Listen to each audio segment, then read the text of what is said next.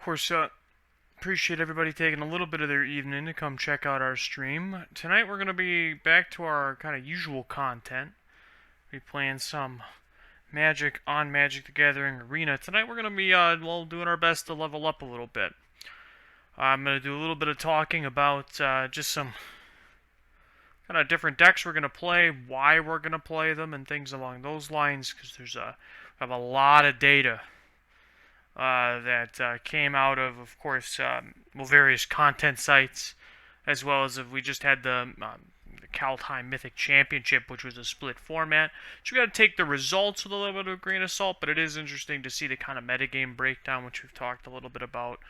So of course, I'll dive into a little bit of that tonight. We're actually going to be doing a much deeper dive for our YouTube channel, which will have that video up by Saturday this week, to go ahead and sort of to give kind of a bigger picture analysis. So we're going to focus this time on historic, as that's a little bit more of since it's a non-rotating format, doesn't drastically change.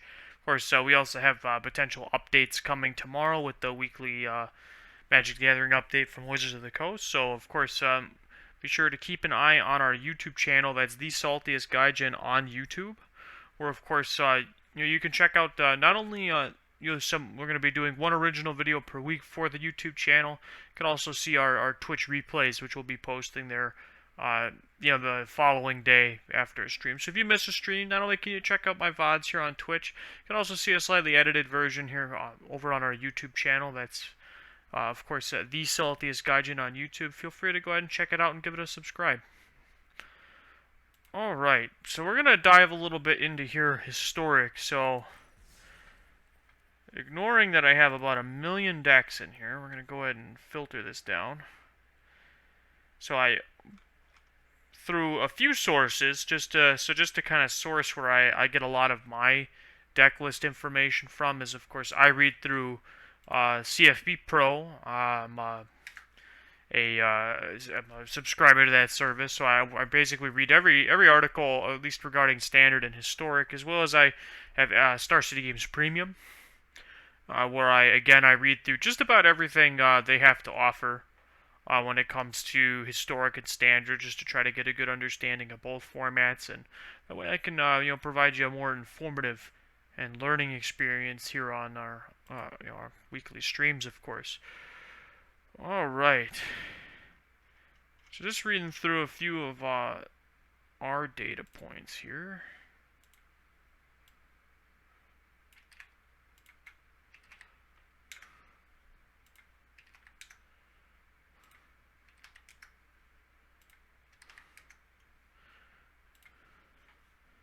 Alright, what we got? Alright, so I have quite the extent. Now, I'm not going to necessarily go through every bit and piece you're going to see here, but take a peek at it. So I do quite a lot of this kind of stuff. This is all just data, summary, notes. So I did a lot of research here over the last few days, just regarding, even in my sources, which you'll see those more in the YouTube video that we do for this week's original YouTube video. But to talk a little bit, we're going to focus tonight. We're going to play probably a few matches with a few different decks, just to sort of get a good idea.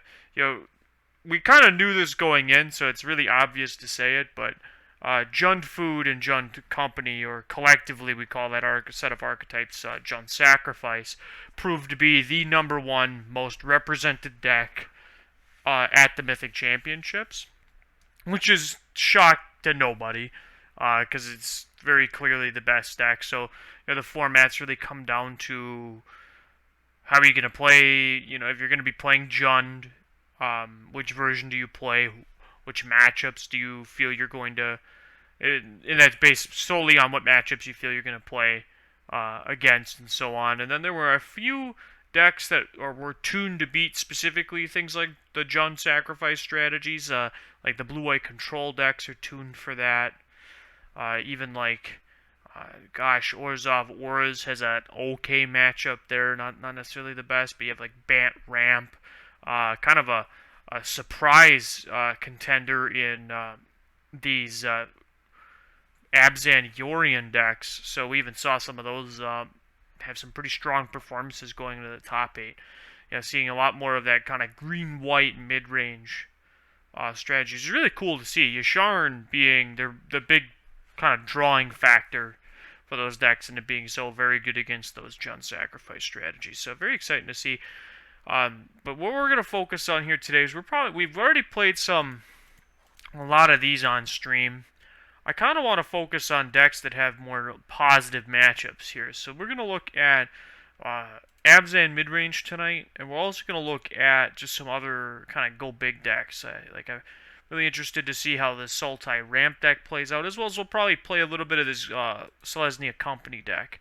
So I think this will be some good strategies to look at. So I'm partial to Yorion. So we're going to start here with our very first deck.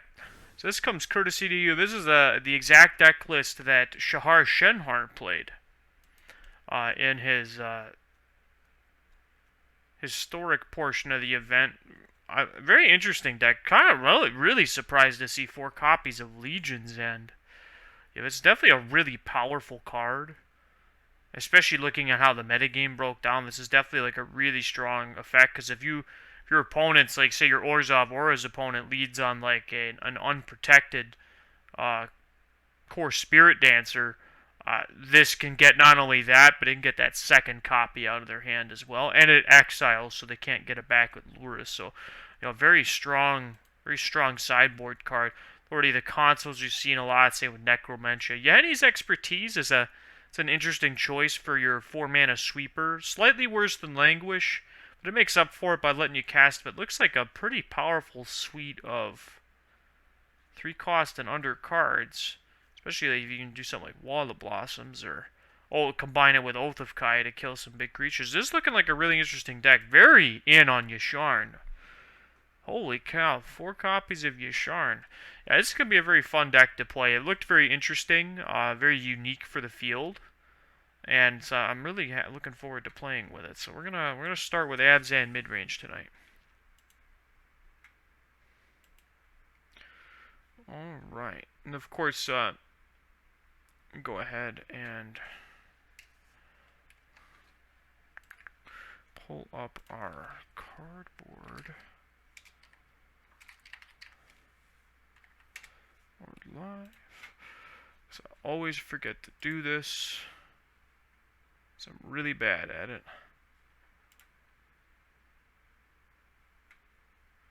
We're going to go add new historic export.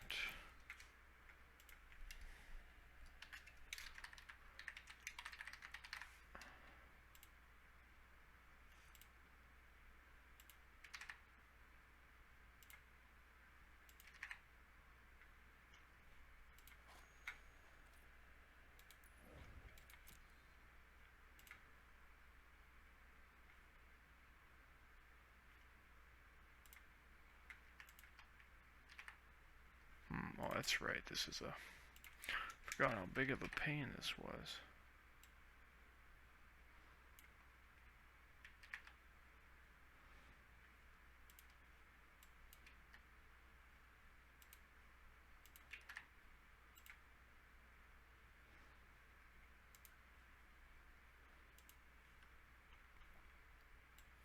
All right, there we go. Now we're moving along.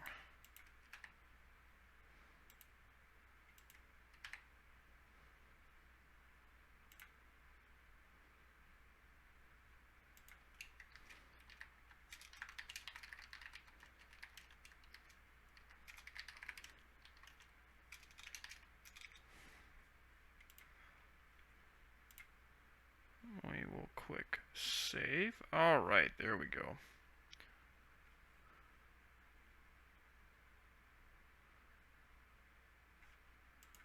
So now if you type, if at any point you want to see what deck we're playing, type,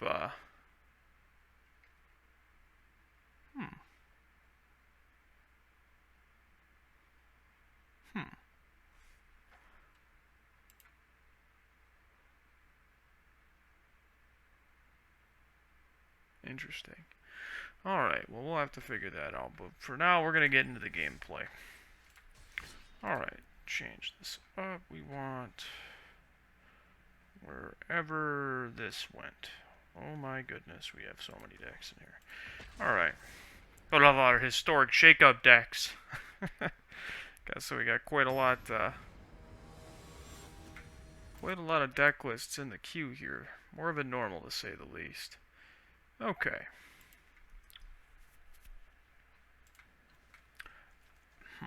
Not thrilled about this hand.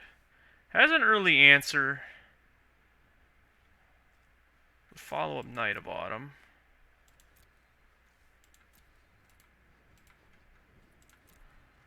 Alright, we've got...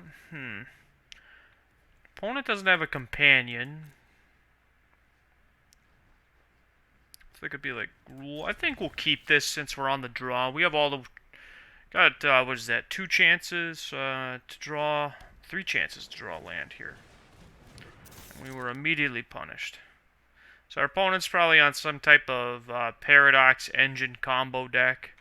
Just realized we've also queued into the best of 1 queue and not best of 3, so that's pretty notable. Ah, I see what I've made a mistake. We were playtesting different decks earlier, and we were in the wrong queue. Okay. Well, we'll play it out.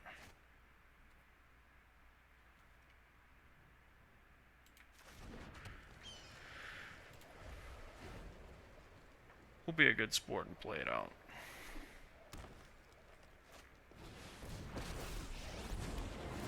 So the good news is we have a card like Yasharn here, which is really going to be able to... Because once this comes down, they can't do their combo, luckily, so that puts us in a fairly decent position. Well, I'm not opposed to land, so we're going to go ahead and we're going to play Knight of Autumn. Knight of Autumn's going to destroy target artifact or enchantment. We'll pop off this Cold Steel Heart. It's going to slow them down by at least a turn. Be interesting to see what they do with this Karn.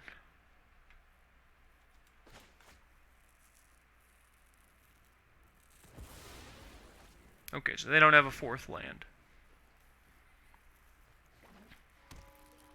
Best 4th land.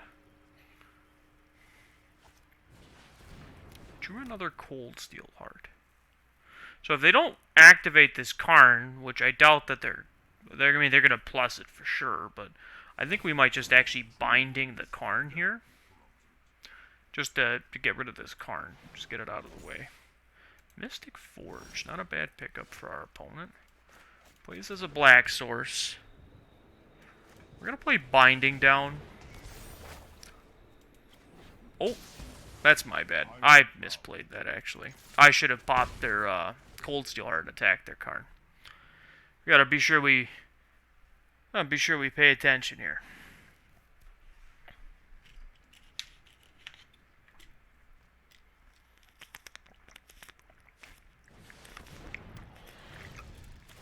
Mystic Forge from our opponent.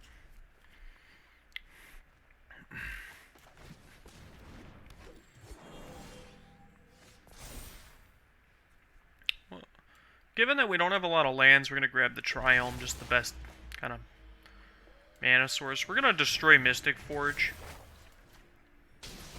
It's better to take that off the table while we can. We'll attack. We don't mind if they block, right? So now we've set ourselves up to have a fairly good next couple of turns. We got Elspeth Conquers Death. We have Yasharn that we can get down at our leisure here.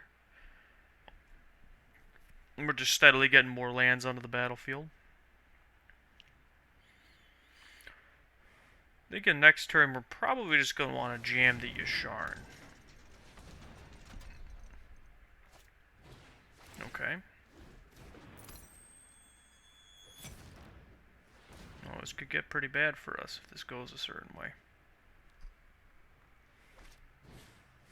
Okay. So they just have a lot of mana.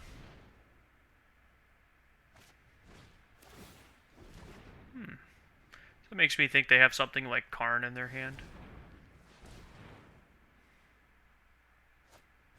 Oh, Tameo. Okay. Well, they definitely can't win the game right now.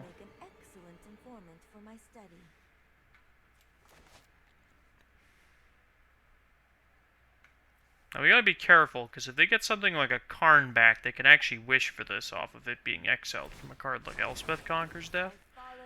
Okay, so they went for Mystic Forge. And this could be a really explosive card for them, thinking about it. So this taps, they got 1, 2, 3, 4 mana.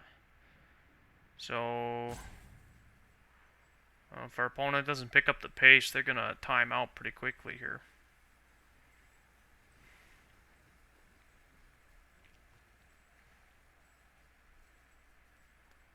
Our opponent might be new to playing their deck.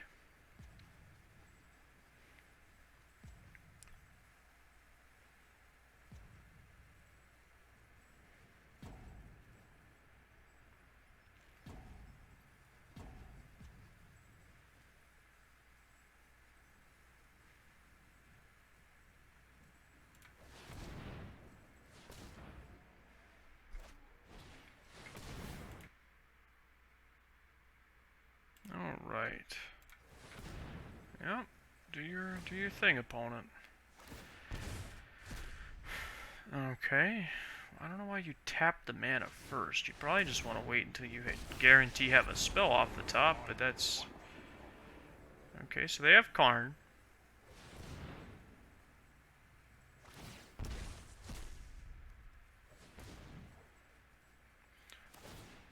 Alright, so they're gonna wish for something.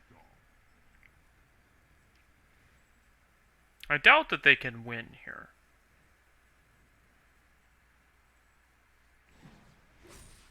Sculpting Steel. So that's gonna just be another copy of Mystic Forge, probably. An interesting choice. Okay.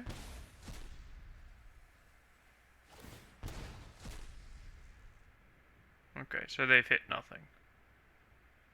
No, they have Guardian Idol, I guess. So if they have anything, they would just play it. Again, since we don't have a lot of lands, I'm just going to grab the Adantha Triome. I'm going to play Yasharn, because this is still going to prevent them from comboing.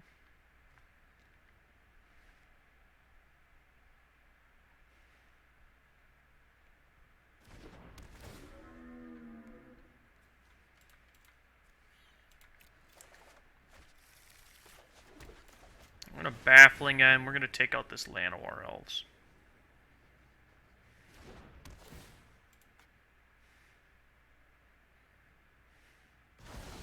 So luckily this puts us in a position where they can't exactly kill us next turn, because they can't do the infinite combo. Well, I suppose they could still do it with Mox Ambers, I guess. So they're going to let the Tamiyo go, that's fine.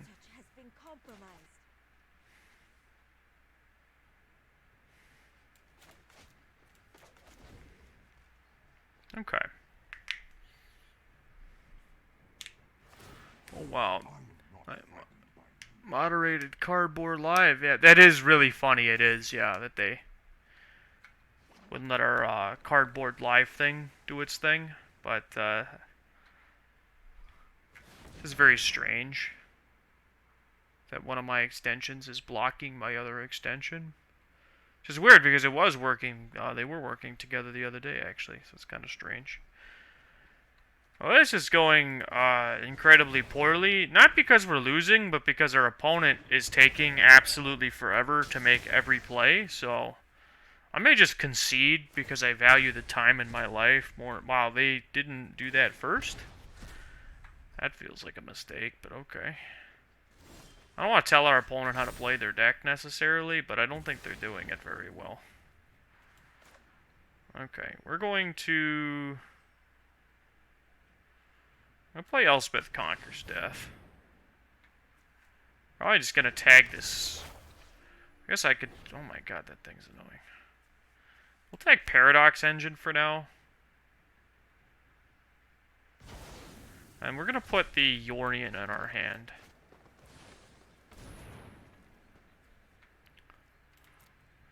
Yeah, I don't necessarily mind, because what we can do now is we have Yorion, which we can blink Night of Autumn and ECD, and then this ECD can actually hit the Karn, and this can just start destroying things like these Mystic Forges.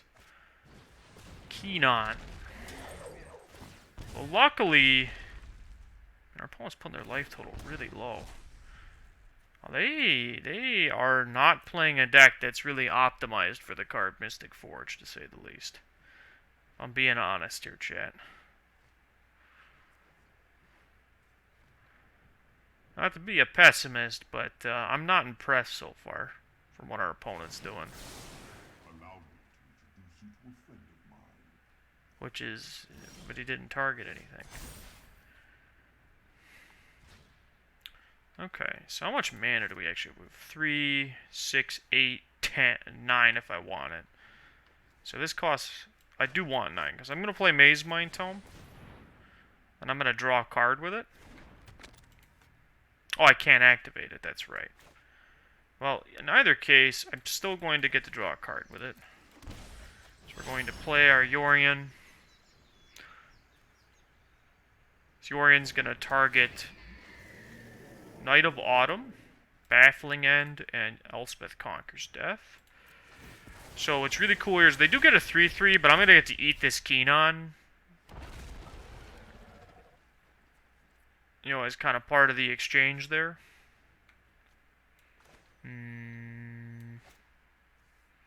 Actually, I could have just played this. I don't value drawing that card more than I value playing this Baffling End.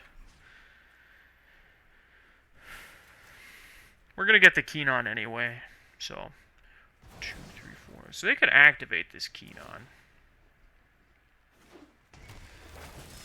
So we're gonna pop the Karn. We're going to destroy one of these Mystic Forges, and then that's going to exile Keenon. So they're going to activate Keenon, which they missed. So yeah, this has not been going the way of our opponent here. Plus, now they're at a very low life total for this Yorion, just to sort of deal with them. Yeah, our opponent definitely feels like they're very new to playing the strategy that they're playing. So this is a deck we've played a lot, of course, on stream, because it's one of our favorite decks in Historic, but it is a deck that rewards you for making good decisions, we'll say. Well, they hit another Paradox Engine. That's a little annoying. But it might just be too little too late, in all honesty. We'll draw a card. Baffling End does absolutely nothing.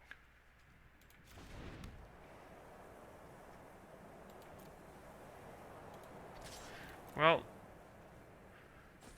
they don't have, so they'd have to have like exactly Karn either in their hand or on top of one of the top 2 cards of their deck, or they're gonna have to have and an Emery up here. Well, I suppose that means they could have it anywhere in like the top, what is that, top 6 cards of their deck realistically. Though I'm shocked that they're just not playing their Mystic Forge correctly here. Like, they could be optimizing their play, like, pretty hardcore, and they just aren't doing it. Sure. Like,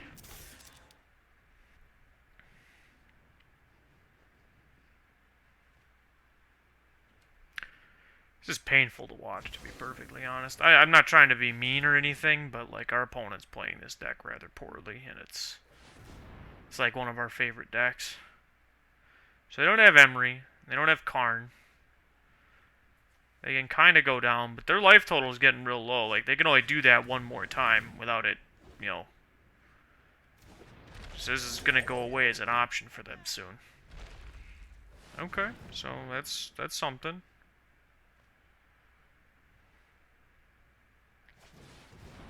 Okay, you got mana. Well, the good news is we aren't getting priority every time we do this. So that's okay. If I was our opponent,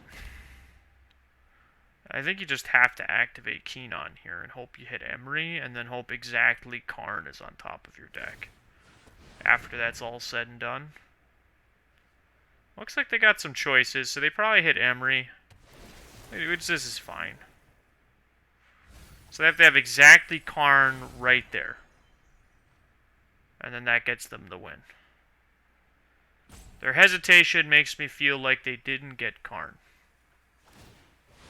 Alright, that feels like just now we're just wasting everybody's time. Oh, never mind. They wouldn't necessarily be able to play Karn, right? Because Karn costs 6 here, and Strider Harness costs 5. And now we have Yasharns. Even if they weren't just dead on the battlefield, they were done anyway. Alright, we're done messing around in the best of 1 cube on accident. Let's go ahead and switch this over here to best of 3. No. Traditional, historic, ranked. We are playing wherever it went. It's in here somewhere. There we are. We're going to play some Abzan mid-range. That's definitely an interesting... It's a very interesting strategy. It was very, very targeted. I feel like this is a deck that's going to suffer from how diverse ladder play is versus playing in a closed field tournament versus, like, how some other strategies would fare. This is an interesting hand. Opponent doesn't have a companion. That's usually a good sign. So we'll keep this. We have a sweeper and some targeted removal as well as just our Maze Mind Tome to get going early. So, okay, it looks like we're playing either Gruul or Elves. In either case, I like the hand that we kept. Okay. Let's just hope they don't have a real... Okay, so we're playing as mono-green or black-green Elves. So this will be an interesting matchup. So this is a newcomer to historic, these tribal elf decks, and you know, they're fascinating in that, like, that people play them like in the face of a deck like Jund Sacrifice, which just beats the snot out of them. So it's just absolutely insane to me to pick playing a tribal deck, which we have this deck built, and we may even try it out. But yeah, it feels very, very odd to me to play a deck like this. Well, we're definitely not in on another binding. Okay, okay. I see you, opponent. I hear you.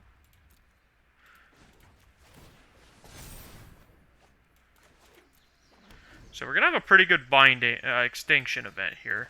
It's going to tag the Archdruid in these, so we have to really just kind of hope our opponent doesn't have a really nuts turn this turn, and we'll be fine. Like, the best thing we could see here is an attack for 8, believe it or not. You know, despite what my life total tells me. They're really thinking about it. So this tells me they definitely have, like, post-combat plays for sure. Which I would have been shocked if they cast nothing here. So they'd have to have a hand full of lands, and they're going into their third land drop here. So, alright. Well, one of these days our opponent's going to have made a decision on what to do here. Okay, so they got at least, what is that, 6, 7, 8, at least 8 mana that they have access to this turn. So they could have a pretty explosive turn here. Hoping they just play a lot more odd-costed. Like, that's... I'm fine. If they just play more odd-costed elves here, I'm perfectly fine with that. You know, that's exactly where we'd want to be with the kind of hand we're looking at. X is 3, so what, they're grabbing another Archdruid? Little do they know that they're just playing into our hands. Now, this has to just be like another Archdruid. Rex Sage. Main deck Rex Sage. That's bold. I appreciate it, though.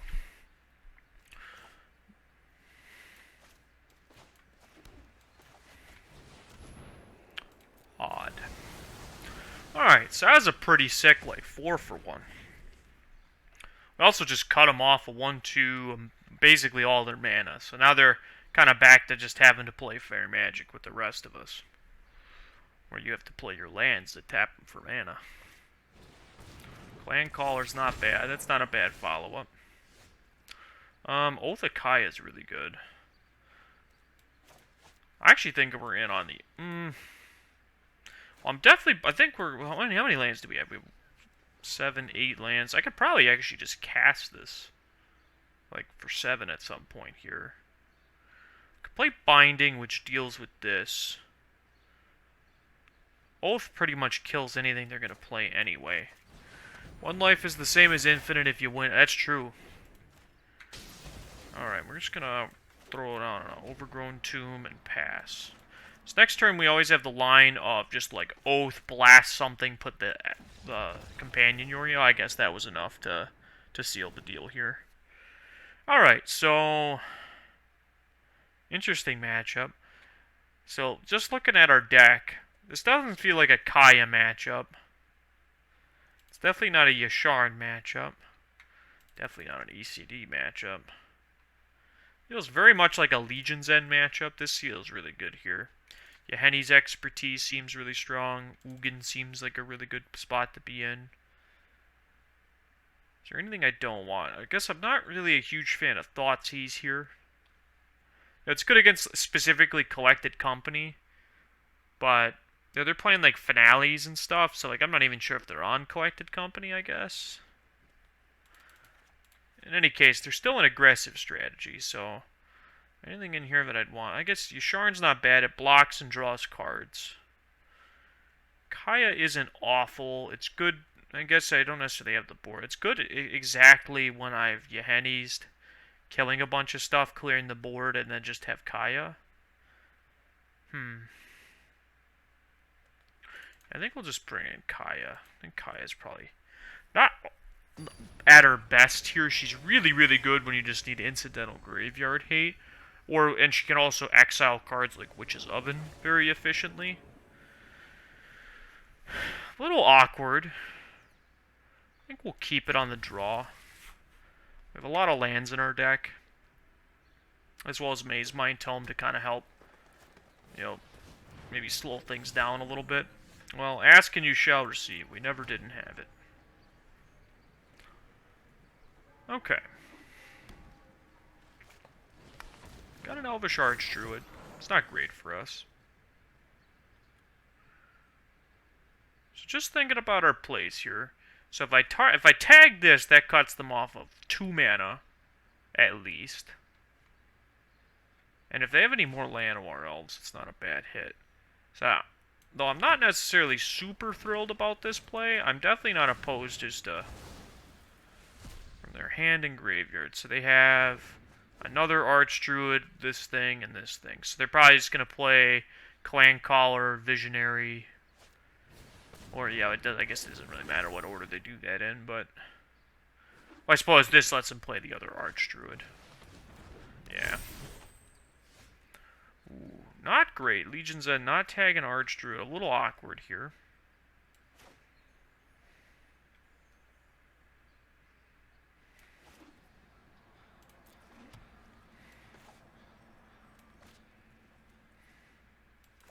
Kind of want to incentivize our opponent to make certain plays here, and we're really just looking for Extinction Event anyway.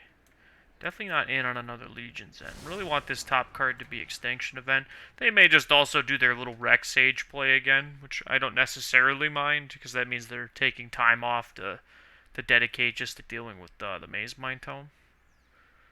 But if this gets to live, we get to scry one more. Again, hoping Extinction Events and one of these 2 cards. But in any case, luckily we're in a position where we'll get to kill this Clan Caller. I don't even know. Like, what could they possibly want to be playing this for? Like, I have no idea. We're still at a healthy life total, at least, so we've managed to mitigate taking a bunch of damage for these first few turns. Yeah. Now, this is a deck that it's been picking up a lot of steam. I've been reading a lot about it. A lot of folks, it feels like it's missing some items. Like this card, it should be straight up. This card is bad, everybody. It's a bad card. 2 mana, 1/1 Lord, not great. And then, like, the Shapeshifter thing, the Changeling, that 3 mana, 2/3, that card's not very good either. Matter of fact, we were playtesting that card in a best of 1 in an Elf Ballish combo deck, and we found that card's just not good. Interesting. So I wonder what our opponent's going to do. So they got access to, what is this, 8, 9 mana? Oh, they just have straight up Rec Sage in their hand. Alright, well, Extinction Event is at its best right now, because it'll just deal with 1, 2, 3 things, and we can follow up Legion's End the Clan Caller. But we're steadily falling farther and farther behind.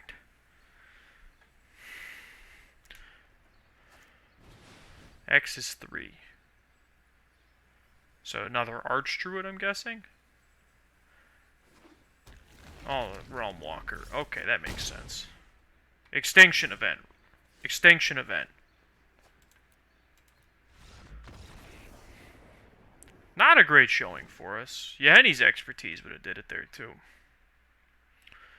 So I think here on the play, I'm going to take out... not really sure. I think we're just going to hit submit here again. Definitely a very fast matchup, to say the least. Like, that was a pretty blistering pace from our opponent.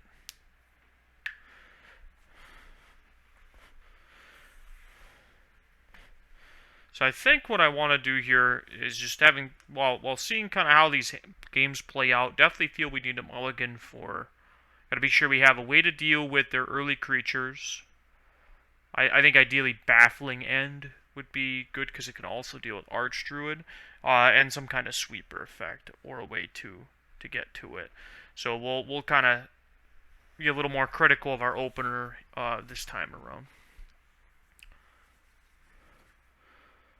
All right.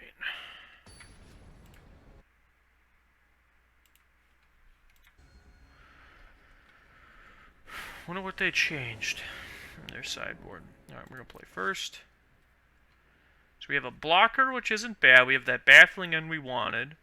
We have 3 lands, which isn't bad either. So we can start steadily moving towards it. Yeah, I think this is a keeper. It's not the most amazing hand in the world, but it has ways to interact with our opponent. In pretty reasonable ways. No, this card doesn't really do much right now, so we're fine with that. We're going to go ahead and play down our second white source. Oh, that is not the card I actually meant to play, but that's fine. Well, we've Baffling Ended the creature. That was a straight-up misclick. Meant to play Wall of Blossoms, actually, but that's fine. Not the end of the world.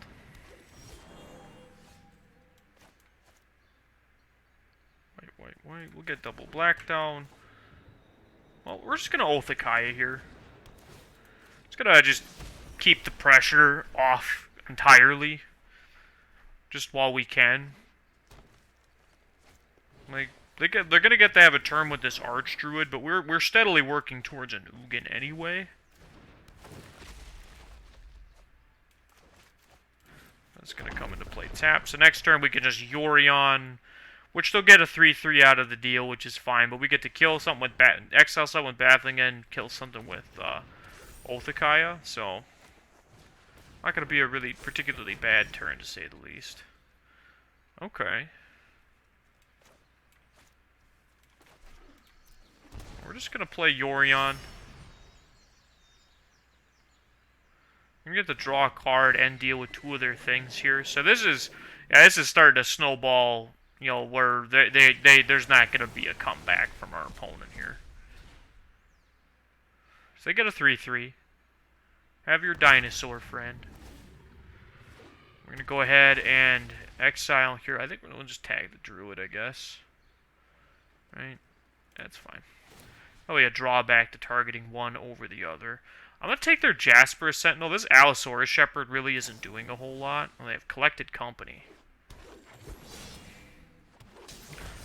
Went a little wider than I would like, but that's fine. We still took a Lord away. They still don't have access to a bunch of mana, and we even drew a follow-up sweeper spell. It's not going our opponent's way here. We got a good chunk. We got some good beef on the battlefield. Interesting. 1, 2, 3, 4. I'm definitely...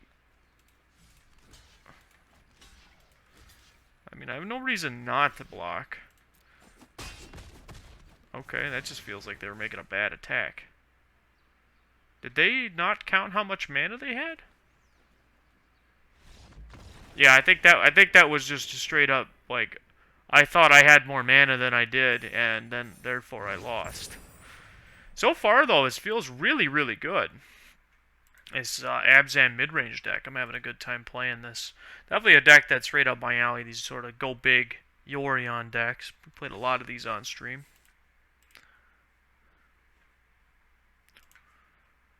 Alright, what do we got? What do we got?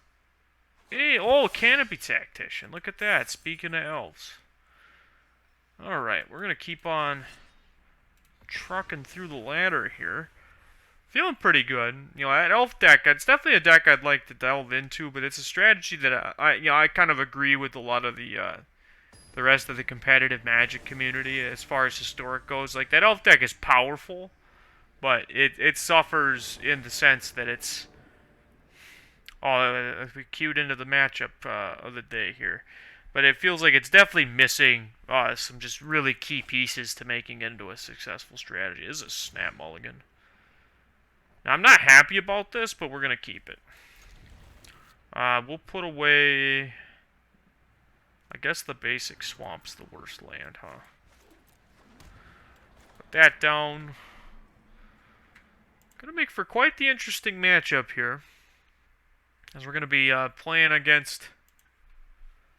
Oh, there goes our Yasharn. Interesting choice from our opponent to main deck Thoughtseize.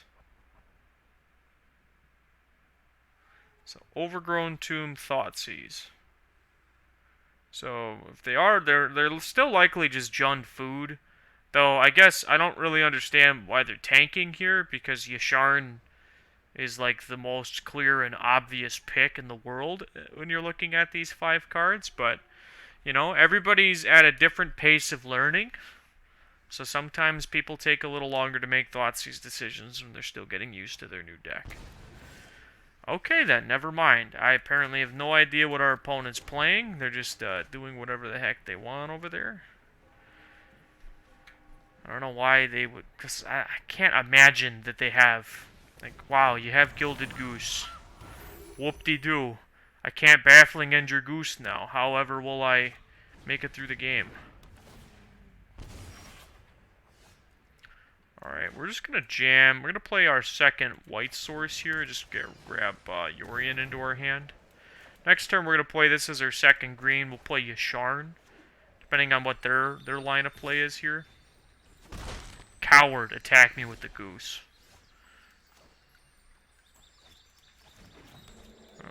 It's piggy time. So they must have a removal spell for this, because I can't imagine that this is they kept this in our hand without a plan. Like, our opponent can't like activate their Gilded Goose. Like, what was this? Like, they can't sack it for mana. Like, they can make another food, but they don't have. So I'm assuming they must have like Binding of the Old Gods or something. Nope, they have Trail of Crumbs. Again, they cannot sacrifice permanents to trigger abilities right now, so a very interesting choice from our opponent, we'll say. So we're going to go ahead and just play Binding. I'm just going to deal with this.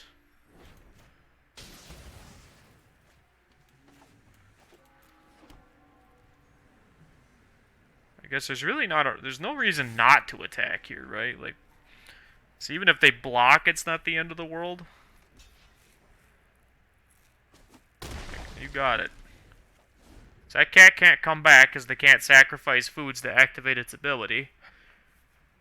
Again, I have no idea why our opponent would let us keep something like Yasharn in our hand. Like, that's such a very... Yasharn is only good in this metagame because of this matchup, and there's a reason a deck like this is main decking 4 copies of Yasharn. It's just so game warping.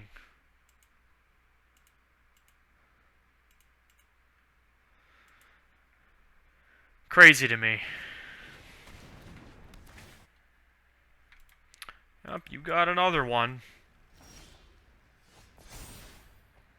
Well, I have a lot of lands here, so I kind of want to leave the cycling lands in my deck, because they aren't the worst top decks in the world. We'll just grab another. Grab a shock land here. We'll attack for 4.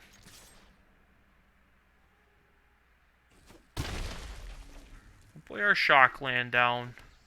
I'm just gonna jam Yorion. So this does two things. This is going to so let's just think of, because if I blink the Yasharn, which I don't really need to, I guess, it would give him a window to draw a card. I'm just not going to give him that window, basically. So I keep these Trail of Crumbs off the battlefield. If they ever deal with the Yasharn, that's how this snowballs back in their favor, so.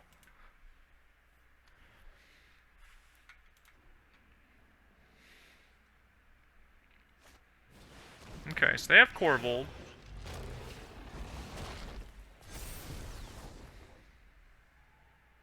Korvold's a scary card.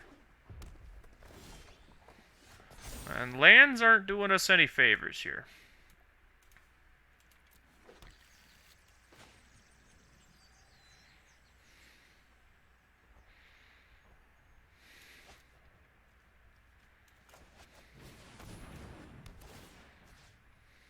Actually, I was probably not correct. I could have attacked with Yorion there, see if they wanted to block with Korvold and dealt with the Korvold, but this is also fine. So we're really in on just drawing an answer to Korvold here. I got Mayhem Devil. It's gonna come at us here. And Korvold's gonna be... we gotta really get an answer to that. Sadly, we've kind of flooded pretty hard here. You know, despite the ramping the lands out of our deck.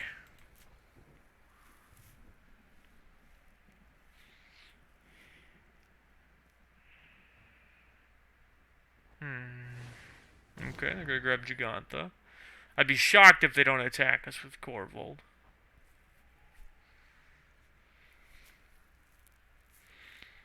Okay, they just, Jesus. This is so bad for us. Okay, opponent not paying attention to their arena. Sounds like an arena player. Yeah, not a good position. We've drawn a lot of lands this game.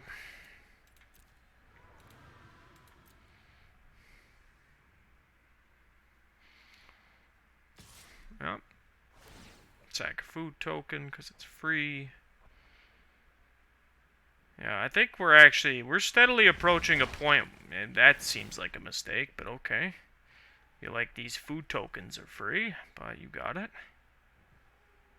Not like you can pay mana to sack these. So you'll notice it's pretty steadily here that our opponent's been put into a position where this Yasharn has just absolutely devastated their board. Like, they can't sack these for food. They weren't able to draw any cards off their Trail of Crumbs. Yeah, they're trying to crack these right now. Like, that's the only reason you would ping the Yasharn, or a 4 toughness creature, so to speak, because of you're trying to deal with that. All right, we really need to draw something good off the top here. Something to deal with Yasharn. Sorry, Korvold, rather. Well, that deals with Korvold. So we're just gonna kill this right now. Why not? Still keeps us in a rather precarious position, but luckily, if our opponent attacks, we can just simply double block, I guess. Well, that does allow them to kill the Yasharn, but we have this replacement Yasharn anyway.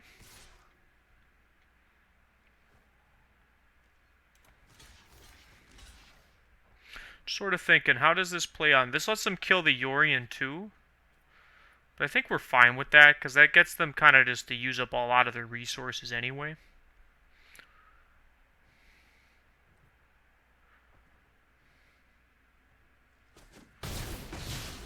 Normally, if I didn't have the second Yasharn, we would definitely not be making that play. That'd be a little too bold.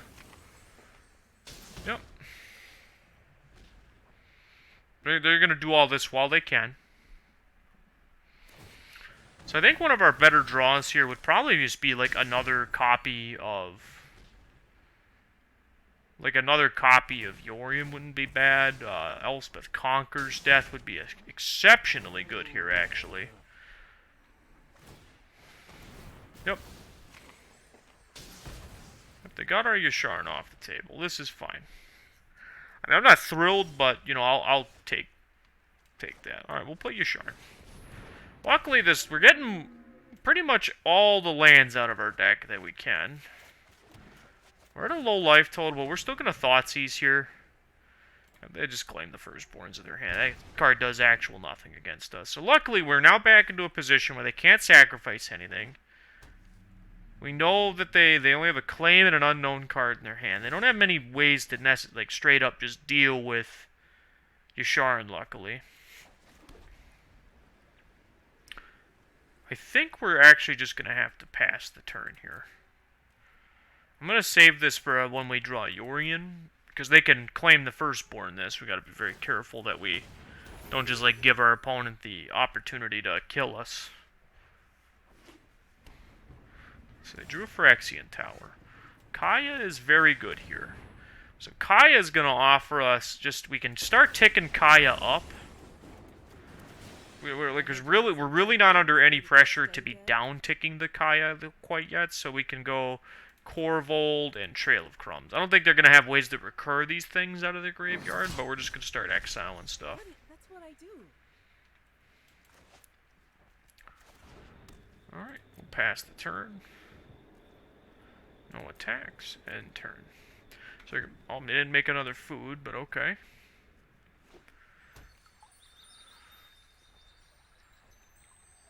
So, what do they got? Okay, you got it. We got Dinger Kaya, that's fine. I'm not dead yet. I'm the inexorable. Okay, so they just don't have any more basics. That's, I guess, good for us. Interesting. That means they're only playing... Well, I have 4 basics. That's pretty normal. Yeah, I mean... That feels like a waste, but you got it.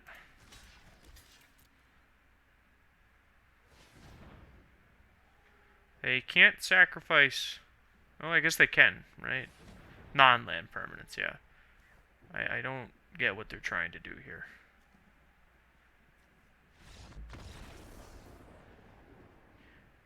Oh, they can't sacrifice non-land permanents, meaning they can't sacrifice the cat to make the mana. So it's not that lands can't... you can't sacrifice... if the land sacrifices itself, like say a fetch land, then that still works, but otherwise it doesn't. Jeez, I don't even think we have to sideboard here. Like maybe like Authority of the Consuls. But like we have such a stacked main deck for this. It's like Ugin's not particularly good against them. This is not the matchup this is for. Yahenni's Expertise. I mean, I guess this cleans up like Mayhem Devils and such, while also allowing us to cast something like this. So I think maybe we'll want Yahenni's Expertise. That's definitely going to be a land most of the time. And I guess Legion's End doesn't really do much against them. If they run a cat out, like it's pretty decent, but even there it's not particularly good. And what's not that great here? Like Maze Mind Tome is probably like the worst card in our deck. But even that's not that bad against them. So let's just draw some extra cards, gain some extra life. So yeah, definitely a matchup where our main deck, we're essentially pre-sideboarded to play against this strategy. So it isn't shocking. That's part of the reason why a lot of these folks played, a lot of folks that played this deck did. It was a very big call. They were planning on playing against a lot of Jund sacrifice.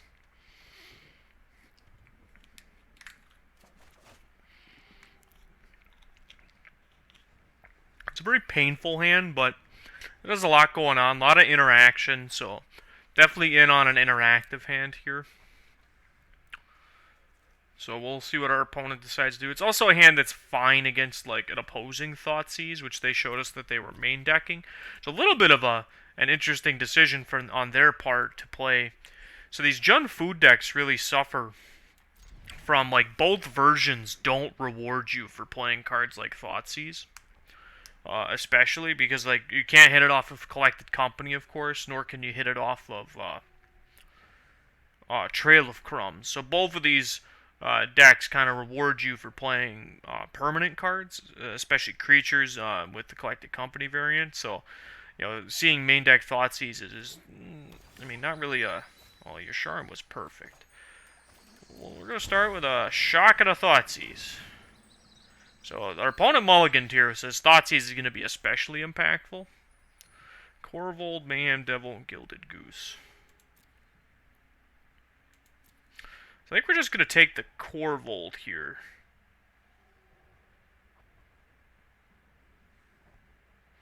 Yeah, we'll take the Corvold. That's kind of their big thing they're working towards. We have plenty of answers to Mayhem Devil, so I'm not really worried about playing against Mayhem Devil here. So yeah, I think we're going to be just fine dealing with what our opponent has going on. Yeah, the goose is loose. I think we're just going to run down our Wall of Blossoms. We really want to see it. We're really in on trying to hit that third land. The good news is we still have at least interaction, so worst case scenario, we choke on a land, or we even just hit that, which is what's happening here. We can at least still deal with Mayhem Devil fairly effectively, so we'll play Baffling End. Tag this Mayhem Devil. Sadly, we're missing our third land drop, but I don't think that's actually going to be the end of the world. We got time on our side, luckily. Our opponent's mulliganed, and that Thoughtseize was pretty impactful. Well, unfortunately, now we are going to start seeing the punishment. Yeah, nope. Yeah, now we're in a... I mean, we're going to take the goose away from them. This way, if they do want to sack something, they have to actually, like, sack a land. So it's a little more impactful. So that may deter them from attacking us. But now we're just probably going to lose the game. If we continue to... Okay, they just... Yeah, that's not a May, so I'm a little surprised they at least didn't, like, put like the Giganta in their hand or something. So sadly, it looks like we are probably just dead. Actually, we are just dead, basically. Yeah, we are dead. We'll just concede. Wow, that's a rough one. Keeping a two-lander on the draw and then choking on lands is never fun. But we call that getting Magic the Gathering done the business, because that's what this game is. If you come to Magic the Gathering and expect to play a perfect game 100% of the time, well, you have some unrealistic expectations, we'll say. Oh my god. Oh my god. Just two So, looks like we're probably just losing here. We gotta put Yorion back, and I guess we'll put the basic land back. But, two mulligans is, against the Thoughtseize deck, is pretty much, that kept on 7. Yeah, like, if they Thoughtseize us here, we're gonna be playing Magic in 1910, while they're playing in, like, 2030 or some nonsense.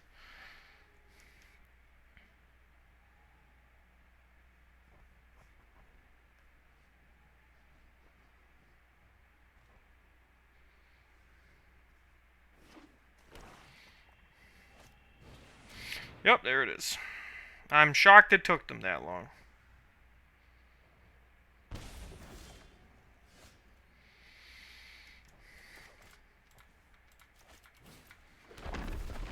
So, fairly certain this game's over. They'd have to have a pretty bad hand for us to win from here, or just draw lands off the top of their deck forever. That would also be a way for us to sneak this one out.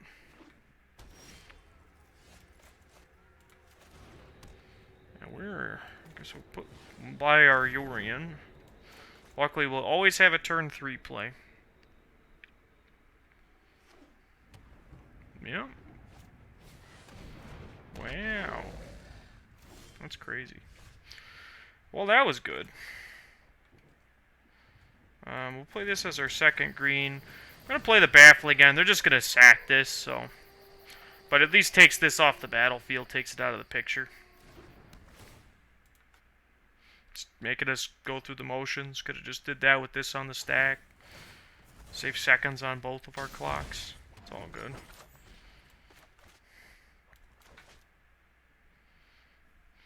So luckily we've at least drawn our lands and can play our spells this game. That's something.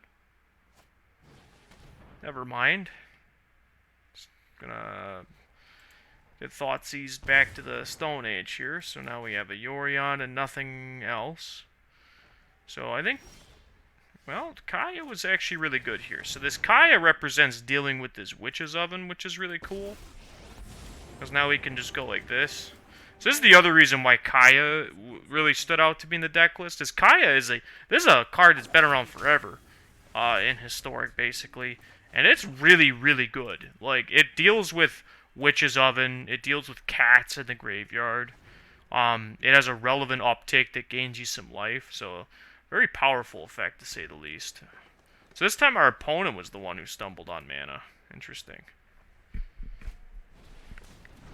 So they got a Gilded Goose. And they bought their Giganta.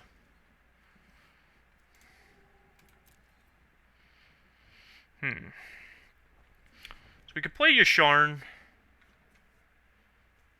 I could tag this Goose, which I think we're going to do that. There's not really anything in their graveyard I'm interested in hitting, so we'll tag their Goose. It's free. Play Yasharn, get some lands out of our deck, and this cuts them off from sacrificing things. But if they have an answer to the Yasharn, then at the very least this...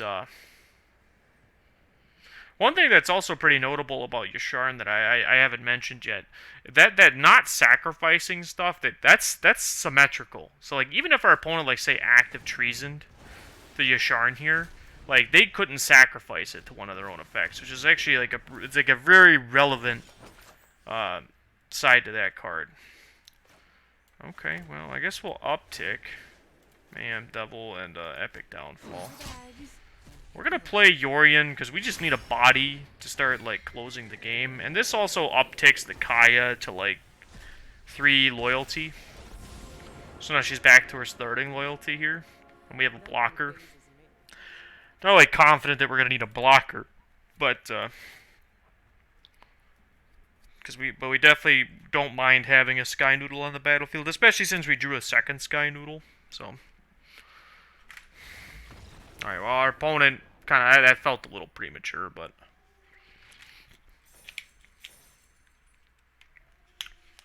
Like, okay. Like, that opponent was definitely not out of that game.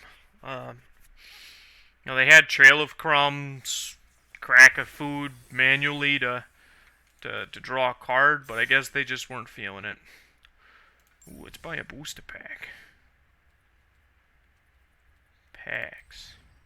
Oh, and if you aren't aware, one of the daily deals is a discounted booster pack, so please go ahead and, if you haven't already, always want to get in on the discounted booster packs.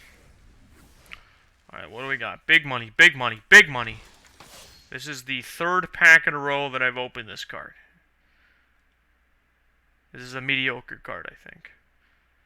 Flash, First Strike, Legendary, Human, Pro Gods... which is weird.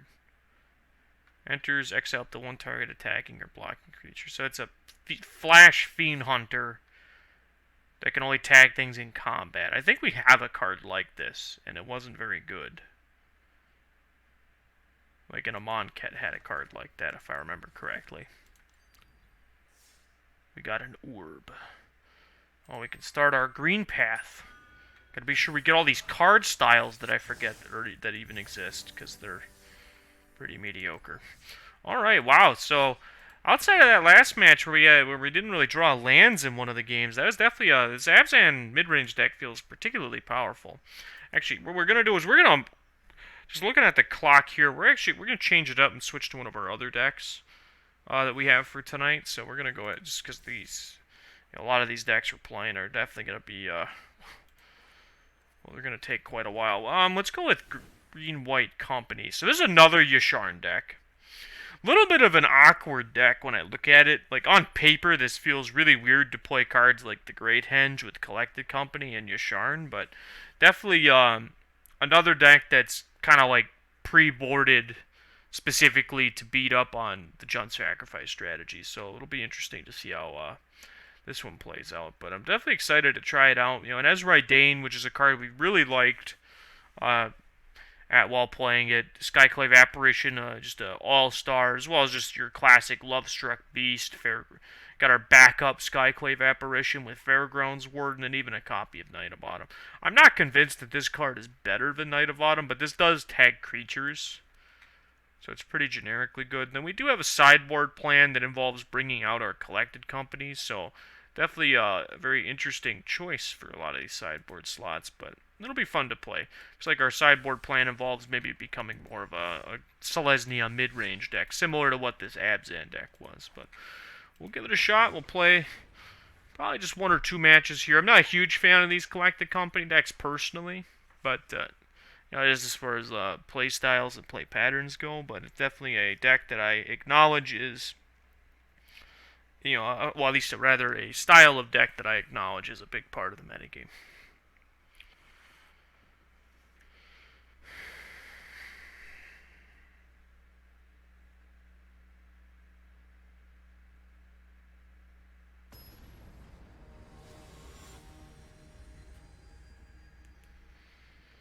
Alright, G298. I feel like I've seen that before, but that's alright. Alright, what do we got? Oh, it's Yorion the Sky Noodle. We have very awkward hand. I'm actually gonna mulligan this. Classic. I guess I keep this. Yasharn's probably not at its best here, but this hand is this is terrible. Okay, so they're probably on Sultai. Well, that kind of brought it back. We can play Llanowar Elves on turn 1 here. Start sort of ramping our way up, or at least we can kind of work past the fact that our mana base seems really bad, but okay, so they have like Omen of the Sea here.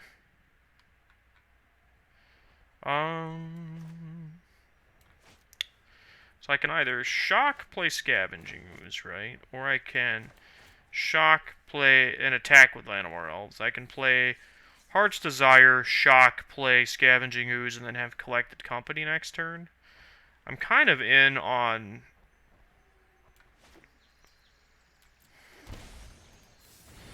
I'm going to do that. I'm going to get the Skoos down, and then pass.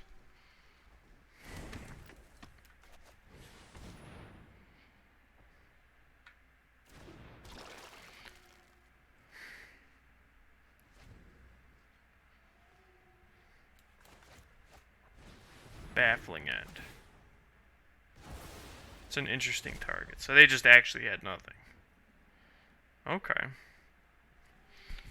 Shocked they didn't have like an Omen of the Sea or something. Oh, they're Bant ramp. Okay, that makes sense. I'm sort of just in on pressuring them on the board here versus playing the roulette. Because now I can start attacking for 6 and back that up with Collected Company versus the other way.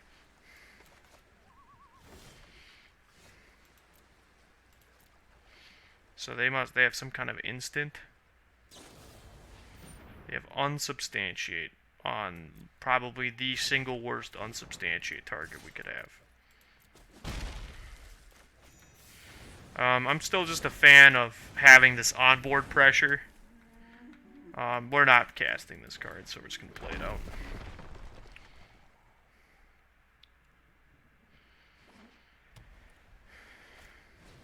Elspeth conquers death. Okay. A little awkward, but...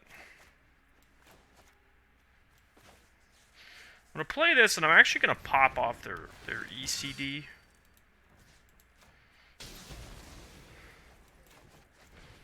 And we're just gonna be...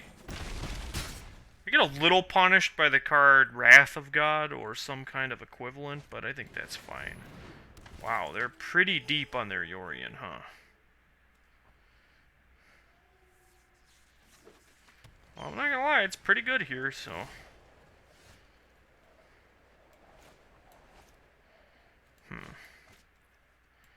So this costs 7 and we only have 5. If I play this, it still costs 7. You can make it cost 6. Dismiss.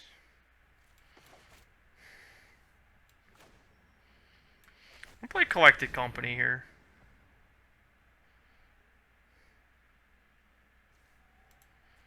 Not happy about our hits, but I guess this is fine. We'll grab the big creature.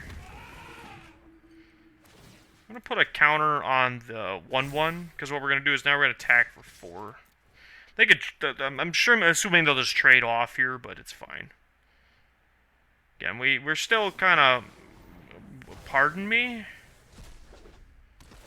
Wow, they're just like Bant Blink nonsense. Okay, I see how it is.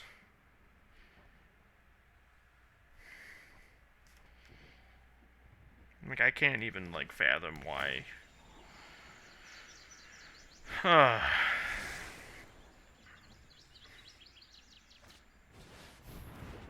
That's gonna target, yep. Cause and do Mammoth, yep. Yep.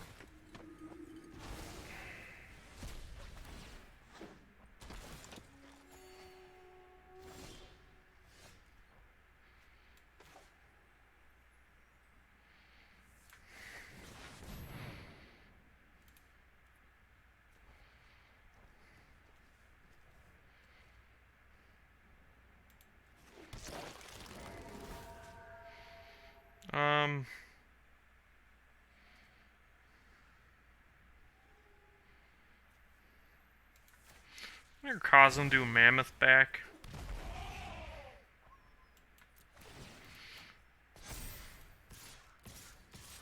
Alright, we're just gonna do our best to pressure them. It looks like their deck's really, you know, pretty capable of gaining a lot of life very, very quickly, so. Definitely all over. It's Fury Hero of what the fuck is our opponent playing? Like, I can't decide if they're a blink deck, a mid-range deck, some kind of weird-ass control deck. Like, they clearly can't decide on a theme. Like, they're just playing Bant pile of all of my favorite cards, I guess. Like, none of this feels coherent in any way. Like, I'm not trying to bash anybody's kind of idea of fun, but like, Jesus Christ, just pick a lane. That was a good pickup, actually. I didn't get our Great Henge down. Sadly, we can't really cast that, so...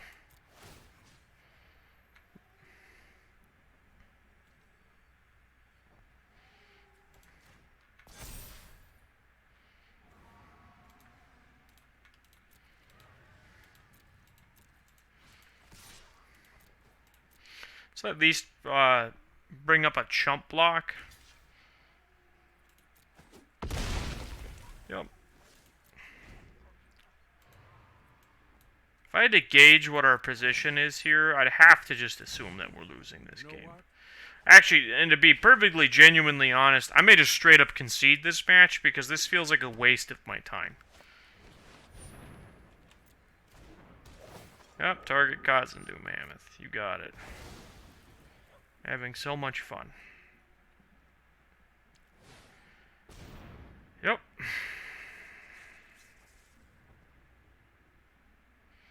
I love playing against Bant piles. Only been doing that for the last 3 years. Probably longer. Jesus fucking Christ. I suppose I could have scavenging used that. I don't think it really fucking matters. Matter of fact, we're done here. I don't feel like wasting the precious minutes of my life playing this matchup. I will say, just a general impression, I don't like this deck. I think it's terrible. I think if you're going to do something to hit the metagame really hard in that Jund matchup, that this is not the way to do it.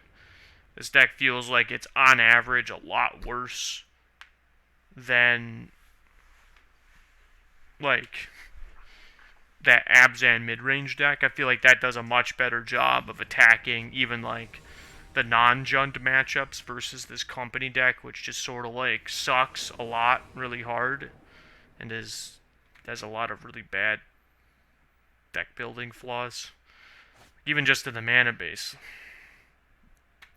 Alright, well, if I mulligan anything past 6, I'll just concede the match.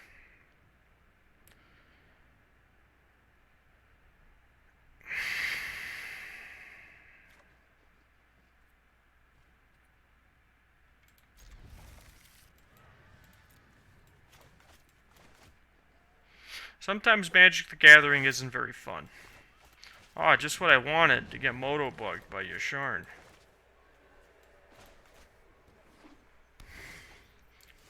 Oh, perfect. Just what I wanted.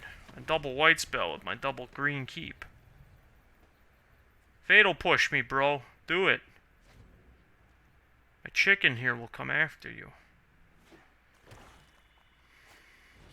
Nighthawks. What the fuck is our opponent playing? Like, Jesus Christ. Nope. Nighthawk Scavenger. I think our opponent hasn't been paying attention. This card's bad. Wow, and they're doubling down on it. Okay, you got it. Quality stuff right there. And I guess we play it and we grow itself here. Next turn, I will be likely to grow specifically Lovestruck Beast. Yep, you got it. Look at my shitty hand that is actually surprisingly good against Thoughtseize for once. Yep, take my answer.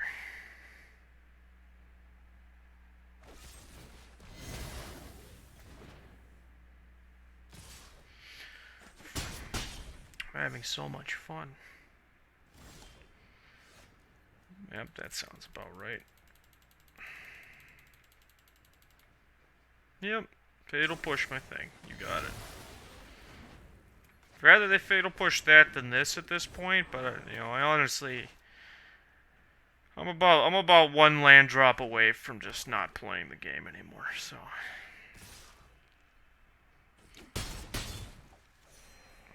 Quite fun.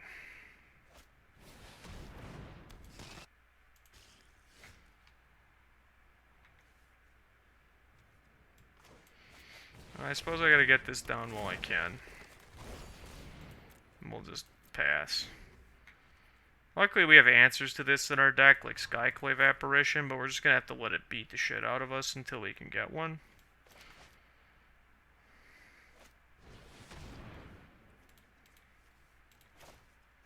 I guess the second Great Henge, they can't answer the first one. Okay. This is a big attack, so we just have to sit here and eat it, so. Okay, well, at least we drew something to deal with. Let me just do some math here. So this plays Yasharn. Yasharn draws a card and gets 2 land. Okay. So he can play the Yasharn here. We're still dead, just to clarify. I just want to make sure that's made perfectly clear to everybody. We're literally just going through the motions. And now we're dead on battlefield. Fun. This deck is fun. And by fun, I mean we're conceding the match. I hate this deck and everything about it. I think the worst part of this deck is the entire thing. Do not play Green-White Company. If you want my opinion on it, you can play whatever deck you want, obviously, whatever you think is going to be fun.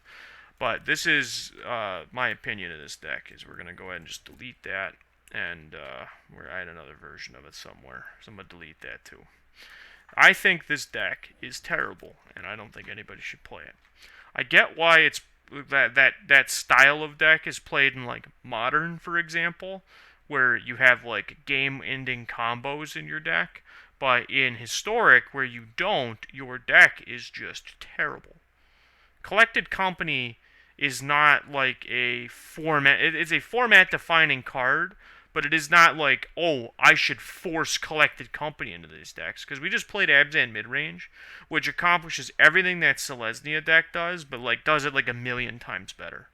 It has a better mana base, even despite being in 3 colors, because 2-color mana bases are actually rather tricky in Historic, because of the lack of synergy between the dual lands that you have with Sunpetal Grove, where when you actually dip into 3 colors, those synergies start to exist more, which is, confuse a lot of people. But that was some of the, just from a personal standpoint, I'm not playing that deck anymore. Despite, however much data people have to support that it's a good metagame choice, and even the data that I found, just from a personal preference, which should also play a factor, at least when you're playing on the ranked queue and not playing in like a money tournament. I'm going to choose to not play that deck because I absolutely hate playing it. His hand is not good, but I mean, it's good against an aggro deck, I guess, assuming we don't just draw complete garbage. But so I'm going to keep this.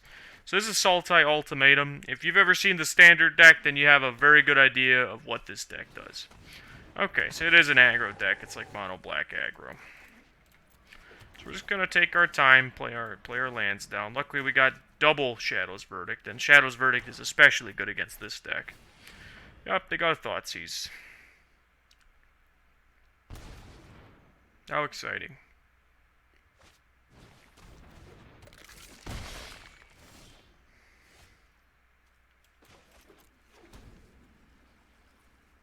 So next turn we'll just buy our Yorion. We'll plan on following that up with Migration Path.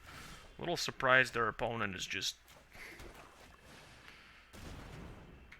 So luckily, we're actually setting up to be able to play our Emergent Ultimatum as well. You got another Thoughtseize? You gotta have some Rankle, okay. We're dead. That was the danger of keeping a hand like that, so I'm not shocked that that happened. So, what don't we want here? That's usually the easier thing to look at. Narset's bad. Commit can come out because of that. What's good? Brazen Borrower's fine. Wow, our deck is not built in any way to deal with what our opponent's doing. I guess we'll leave commit in. I don't ever see us wanting it, but I'm not confident that this deck has what it takes. I think in, like, again, this is a deck that, like, I think in a closed metagame tournament, like the Mythic Championship was, this is a fine choice. But I think when you dip outside of that and you go into the arena ranked queue where you're going to play against literally fucking anything at any given moment in time, despite how good it actually is, because there's a percentage of people who are going to be playing for fun, it's not a good deck to play in that, because this feels like a deck that you can easily tune it to beat like any given matchup. But the problem is that you will play against any given matchup that you aren't prepared for on the ladder. So decks like this will suffer because they're not just generically powerful. Okay. I had to really think about that. I think we can take the turn off. We can just do the Wolf Willowhaven here. Definitely in on just getting mana sources down. They gotta read our cards. I'll play with my bear.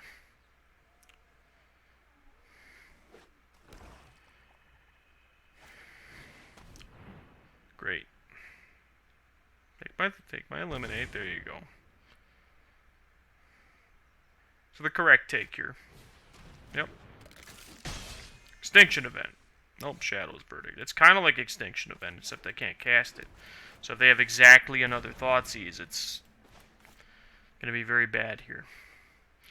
Hopefully this is like, they play a Swamp, play 2 more Gutter Bones, and like the other thing, the other one. Okay, that's the start of what I want. Play another 1-drop. Oh, thank you. Sadly, they do have this other Faceless Haven, but we can deal with that. So we're going to grab a second blue source here. Because we have Pact of Negation now. So luckily we can Shadow's Verdict all this stuff away. Okay, I don't know why they conceded. They weren't losing, but okay. You got it, opponent. I think we just hit submit.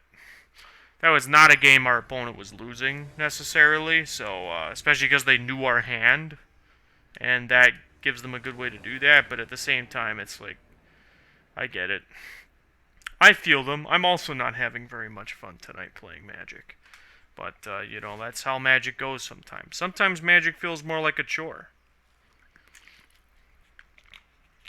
Well, this has a bunch of interaction and a little bit of ramp, so I'm kind of in on that.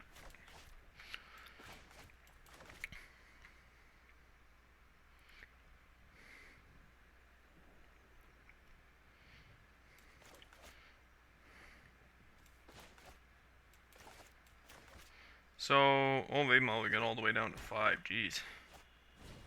You got it, bro. So, given that they have a very low amount of resources, it's probably correct to take... Oh, they just aren't even going to try to fight through the removal. They're just going to take away the ramp, try to top deck out of this. We're kind of content. I guess here we're probably just going to want to play our swamp next turn, because if this was the other Triome, I'd probably be content just to play it down, because then I could still play this, but wow, classic combo right there. We'll play our Triome down. We're not in any pressure to be advancing anything. This is fine. Just destroy target. We're just going to kill this. Not even going to entertain the idea of letting them put that trigger on the stack at this point. We're going to want another green, because we're triple green on the on that deal. So let's grab that. We're going to go ahead and do our migration path. So we need double blue, double black, and double green. Triple green. So we could grab like forest. We got blue, blue, black, but that doesn't, well, this is blue, green. So if I go forest, I got 1, 2, 3 green sources, 2 blue sources, and then I will need a swamp. If I go swamp forest, I'm going to have 2 black, green, green, green, blue, blue. Okay, so the correct grab here is this, because this sets up us having the ultimatum next turn. Just have to play this down as either a blue or green source.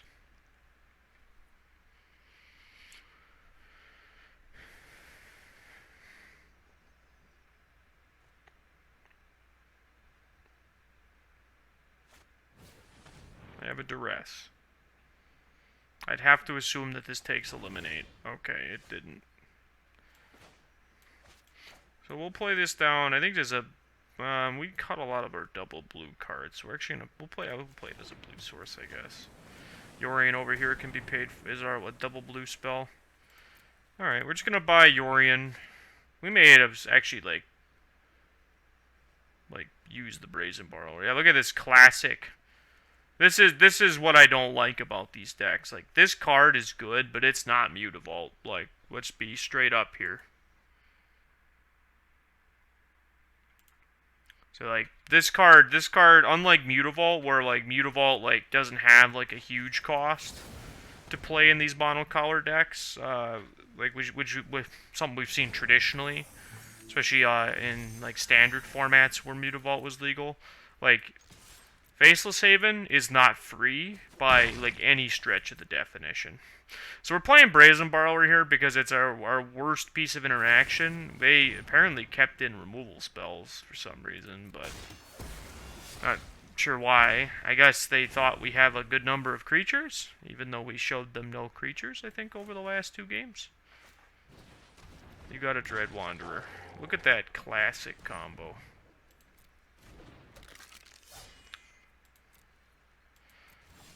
turn, we're just going to jam this down. We'll deal with Dread Wanderer. It's the more expensive of the two to get back, I guess. As well as it's the one that has a higher cost of getting it back to their hand. So you have to have, if you have one or fewer cards, you have to be hellbent, basically. Alright, we're to attack for 2. We can take 2 here. We're still at a healthy life total. 16 life against the aggro deck when we're well into the game is pretty good. Plus, we're going to have the Sky Noodle coming down here pretty soon. This is fine. We're just going to take our turn. Well, Omen of the Sea was a pretty good pickup. We have a lot of lands here, so I'm a fan of leaving the Triumphs in our deck when we have a lot of lands. If I play this, I can still cast Yorion. So we're gonna start digging for some action. I want no more lands if I can help it. Okay.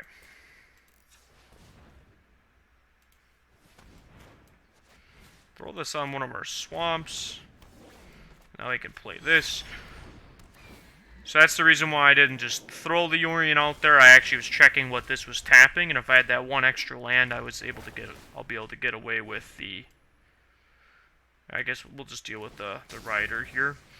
So we're gonna fill our hand up a little bit more. Well, these are both cards that I want. I guess I don't really need that. So we're gonna grab... Got an Ultimatum. Ultimatum usually just ends the game on the spot. Alright, they got another Murderous Rider. So they're to the point where they can activate their Faceless Haven, so that's not nothing. Grab this out of our deck. So luckily when we play this, we still get the hold up Eliminate, which is really nice. So we're gonna play the Ultimatum. Okay, they're just not even gonna go through the motions, okay.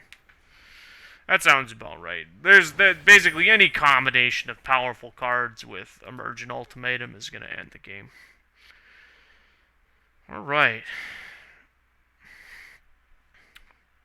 So we're up a match with Sultai Ultimatum here. This is another interesting deck choice people made at the Mythic Championships. Again, I think it's a deck that highly benefited from being a closed metagame, where here on the ladder, we're going to see a lot more diverse matchups. So it's going to be a little bit more of a struggle here for, I think, to find success with Sultai Ultimatum, but it's definitely still a strategy that, well, if reading through a lot of the content that's out there, especially, there's a lot of folks that are big believers in this deck. So opponent has no companion, so I think this hand's fine. I keep saying that, and then we get our ass kicked, but, you know... We'll go from there. Sand has a lot of things to do, so I like being able to do things. Overgrown Tomb with no companion. Knight of the Ebon Legion. So, like, a collected company aggro deck of some kind, I guess. Honestly, I have no idea anymore.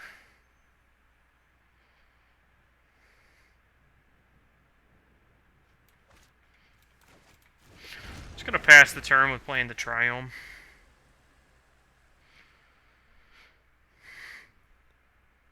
I'm assuming I've played some Black-Green Company decks. I'm assuming that, so we used to affectionately call this Beef Company. So basically you're just playing like Steel Leaf Champions and things like that. If it's the deck list I'm thinking of, but it's a very interesting deck. It's something that when Collected Company first came out, it was one of the first places to... it's like Sultai Death Shadow or some nonsense. Activate your Knight of the Ebon Legion.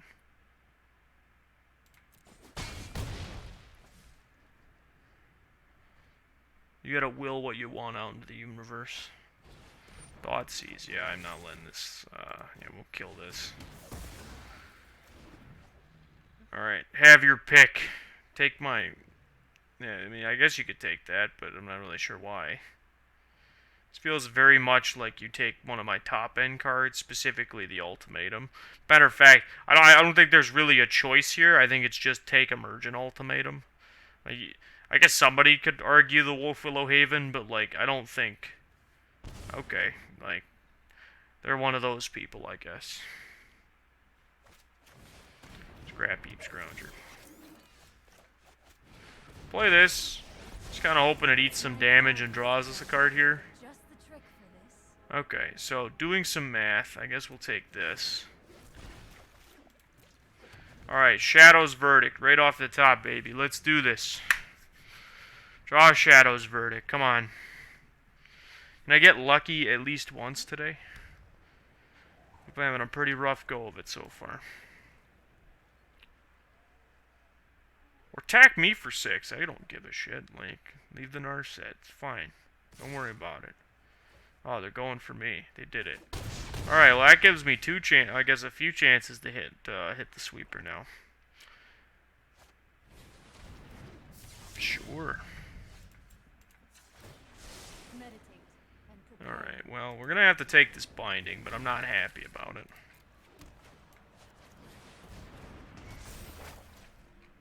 So, we still have an out to draw a sweeper, and not just, like, be dead.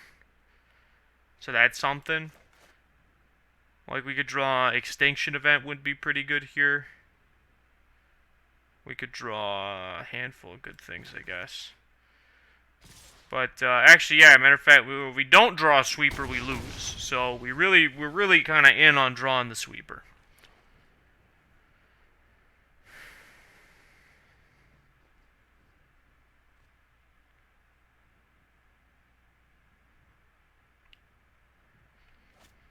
Alright, Knight of the Ebon Legion, that's fine. If I was our opponent, if I'm being honest, I wouldn't play anything here. Alright, well we died anyway, so it didn't matter.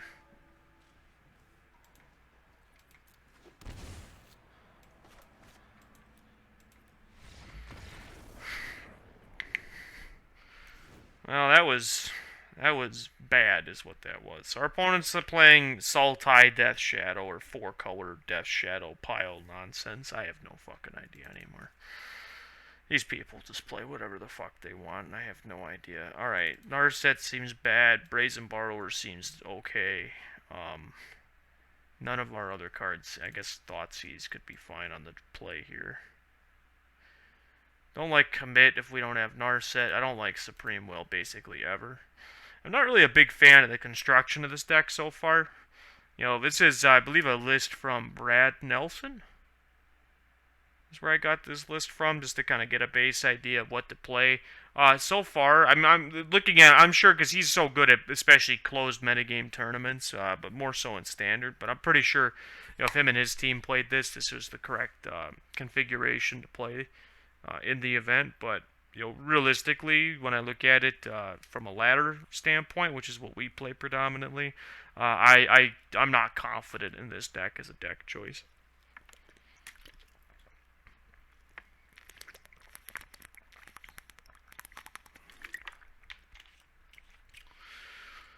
Oh. Alright, what we got? Good cards. Just good cards, please. Good cards, please. Alright, well, that's not what I wanted. I wanted good cards, not a hand of cards that I can't cast. I'll keep this, but we lose the Thoughtseize, so... I hate Fabled Passage. So, the reason I put the Fabled Passage down and not say, like, the island is that if your third land you're planning on playing is Fabled Passage, then you're probably not going to be in a good spot. What the fuck is this?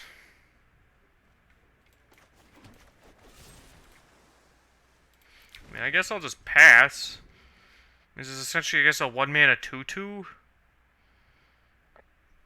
Is this like just like bad Suicide Zoo? Is that what we're playing against? Oh, they just have nothing. Okay, you got a Scrap Heap Scrounger. I guess I'm pretty incentivized just to deal with that. Alright, we're just gonna buy our Yorion, I guess.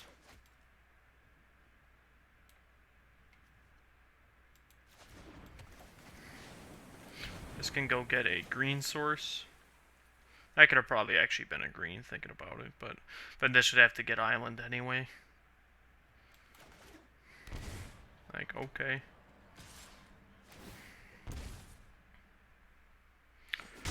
Alright.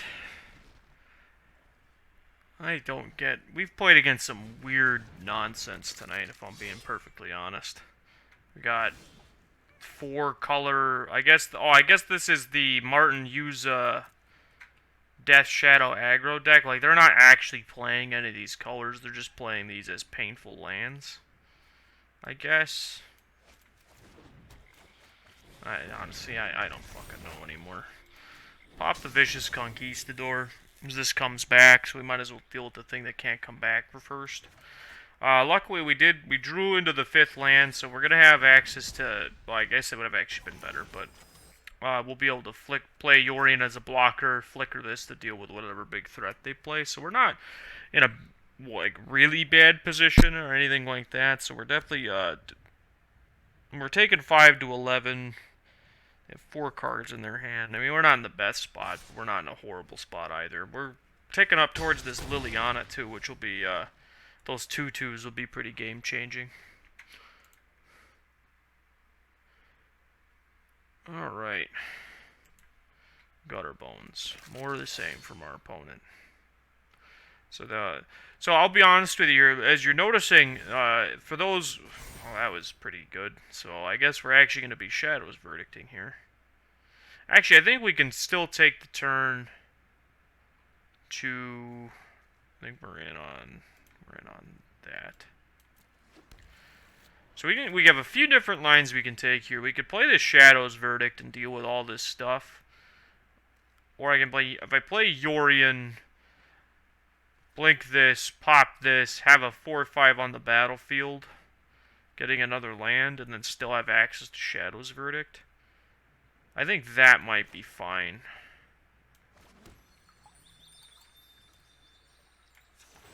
Yeah, I think we're gonna go with the Yorion line here. I think either line is correct. It's determining which one is more correct is something we'll have to do in hindsight. So that's you know, that is the truth more often than not when you're playing Magic. Is that a lot of the times you just have to pick between what you feel is the most correct line at the time, and sometimes that's going to differ from what the hindsight's actually going to look like. Because we are playing a little bit here. Okay, so they have Murderous Riders. Great. Alright. It's not the end of the world. Still gonna pop their Scrap Heap Scrounger. So that's the thing with the most power.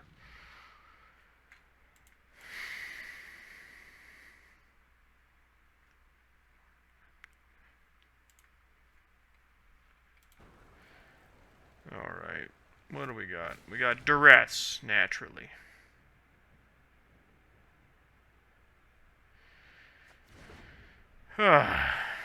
We're getting immediately punished for taking the line that we did, so in hindsight we can accurately say that the other line was correct.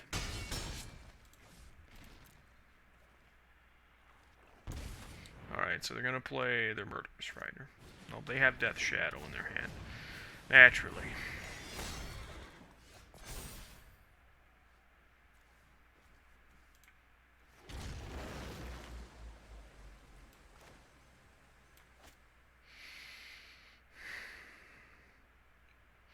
If I play this, we're probably just dead, right? So this is actually a 6/6 here, so I have to play Binding. Suppose I could play this and, like, make a 2/2 to block this, but I don't think that advances us any farther than the other line does. So we're going to Emergent Ultimatum here next turn.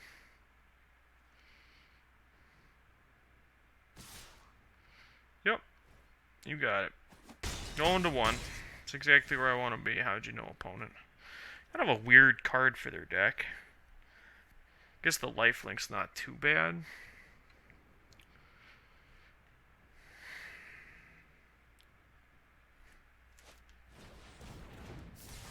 Scourge of the Skyclaves.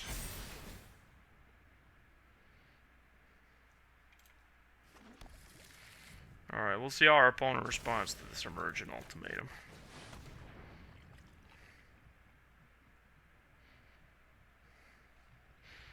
So I think it's going to be at least this.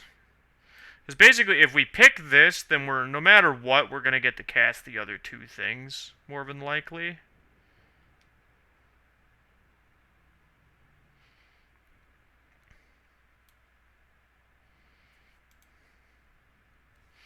So I think what we're going to do is we're going to grab Shadow's Verdict, Volkey, and Arlen's Epiphany. Because if they let that Shadow's Verdict resolve, then I think we're just going to win anyway. So basically, if they give us Volkey, we get to exile their Scourge. Then we get to take an extra turn. We get 2 1/1s to block with. We're going to have this Liliana coming down as well. That just puts us in a position where we just stabilize the battlefield and, start to bring the game back around. Or if they give us the Shadow's Verdict and either of the other cards, okay, you got it. So we're going to go ahead and, I guess, cast this, and we're going to cast this. So we got Tybalt coming down, which is just nuts here, but the Tybalt will just plus. Shadow's Verdict is going to not only deal with all the creatures on the battlefield, it even gets the creatures in the graveyard, so that's Scrap Heap Scrounger. We just get the plus Tybalt. Hit Migration Path, so not great, but we got Liliana here, which is just going to start generating blockers. As well as we just keep drawing more and more cards off of the Tybalt here. Roll plus, see what we get. I'll take a Vicious Conquistador. Play on our Liliana. Plus this Liliana. Plus now we're in a position where we also have this -4 on the battlefield, so we can just kill 2 creatures at once. So I don't see our opponent really coming back from this one. Agadeem's Awakening. I guess Yorion in our... Well, I mean, we're in a good position as well. We got... This looks like a fun new toy. We'll go ahead and we're just gonna play out these migration paths. We might as well just thin our deck as much as possible.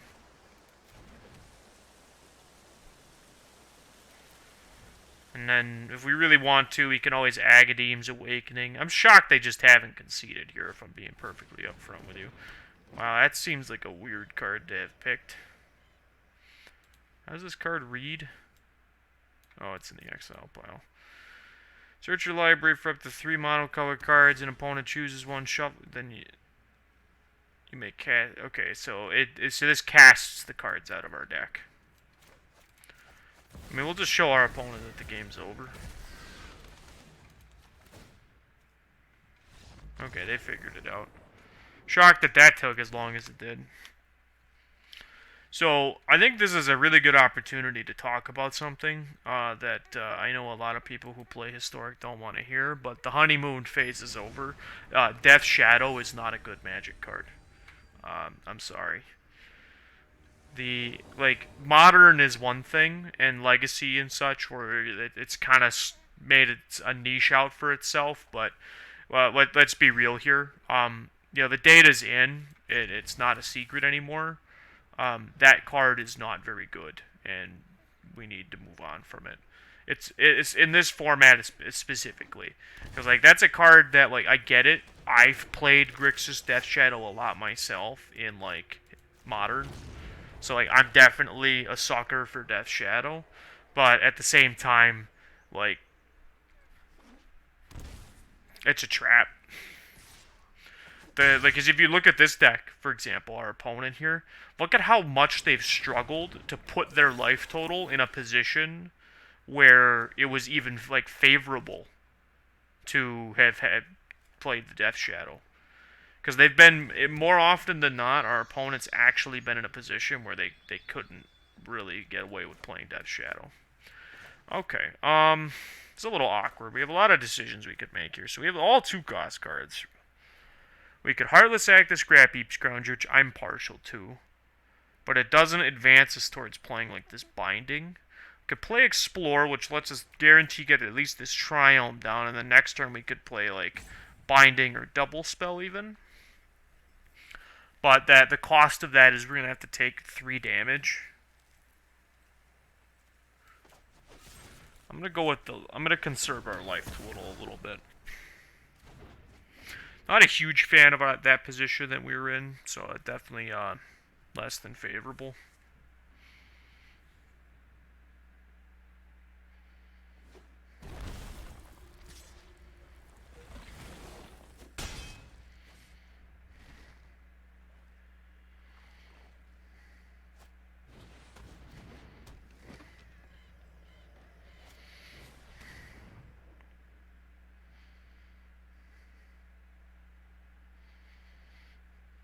Okay, duress.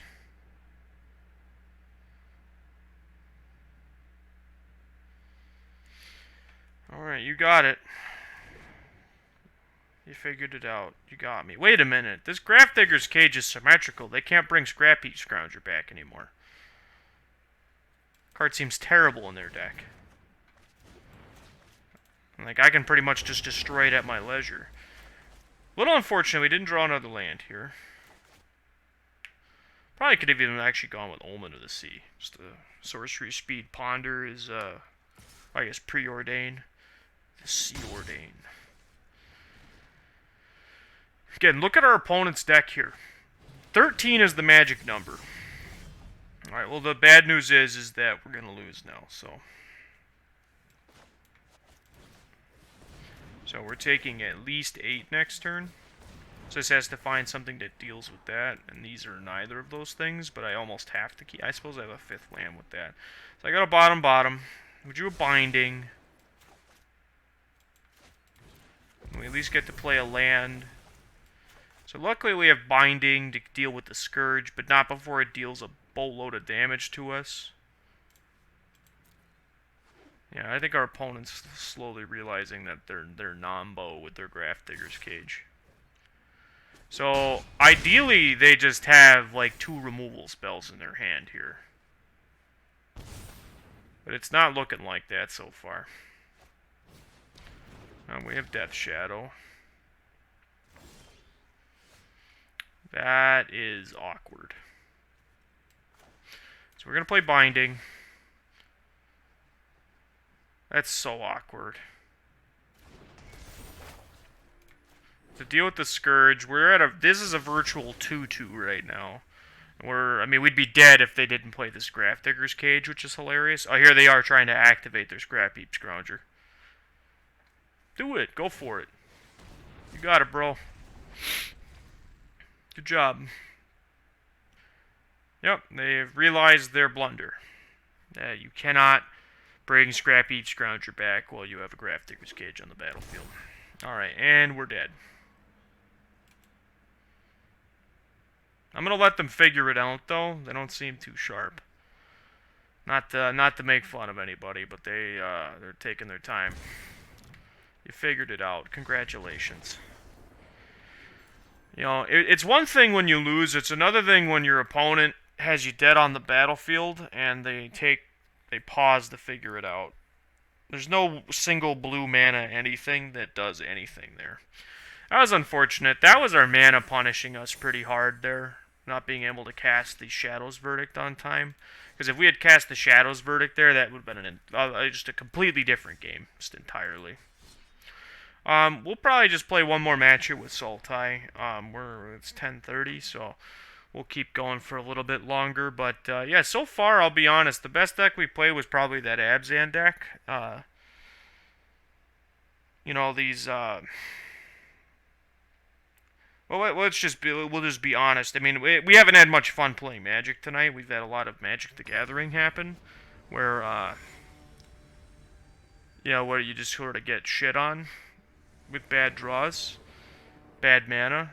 So, but that's part of the game. So, you know, every game has variance.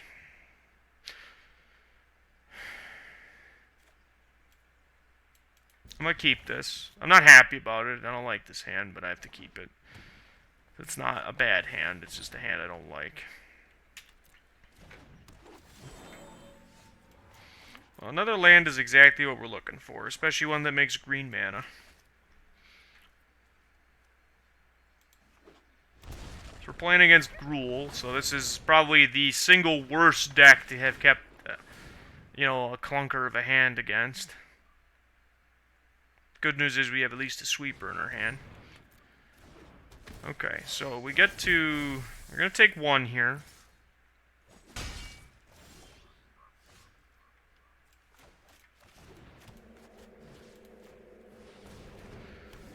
We're going to be able to extinction events, so hopefully they play, like, more even cost cards. But I kind of doubt that they have more. Oh, they could, I guess. Llanowar Elves, you got it. Attack for a lot. Going to 12.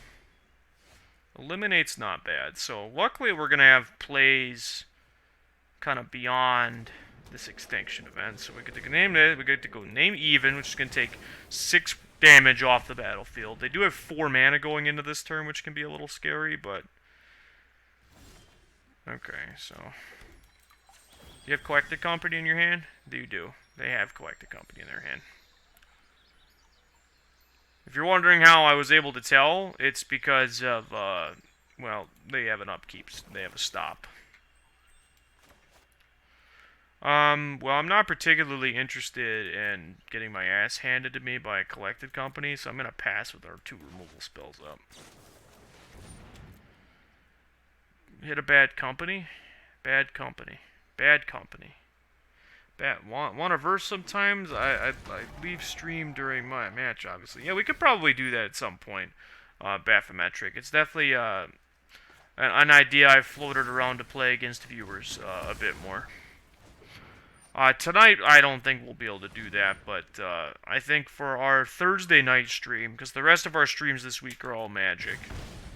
So I definitely think if you want to set something up for Thursday night, I have... No, that's kind of just a generic Magic stream right now, so I'd be happy to play against you, of course. So we're probably just eating 4 to the dome here, which is not great.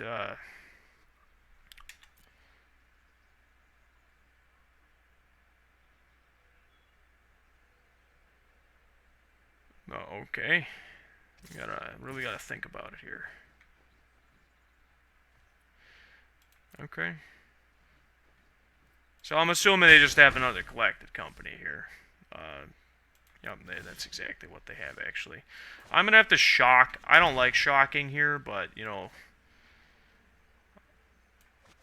We're going to play Nissa, who shakes the world. So this is going to make a 3-3. We can counter their Collected Company. I mean, at a pretty big cost, but we can still do it. We don't have a single force on the battlefield right now, which is a little disappointing. We also get to have Heartless Act here, so... I'm feeling pretty good about the position we're at. This has Vigilance, right? Okay. I'll incentivize them to play that Collected Company now. Okay, they don't have... So they're not playing it now.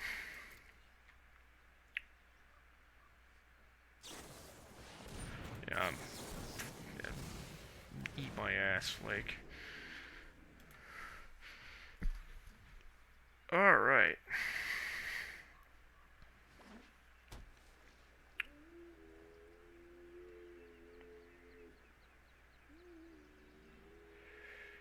Alright, what do you got? You got something.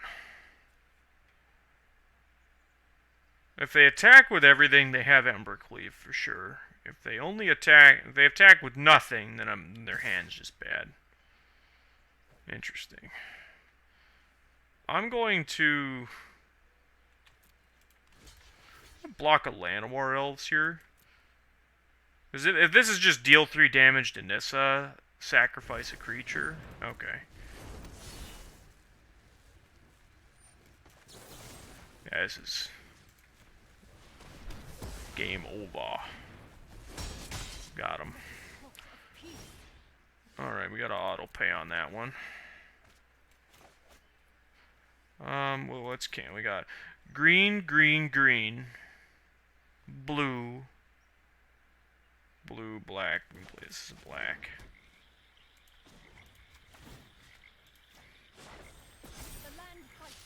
we will attack them.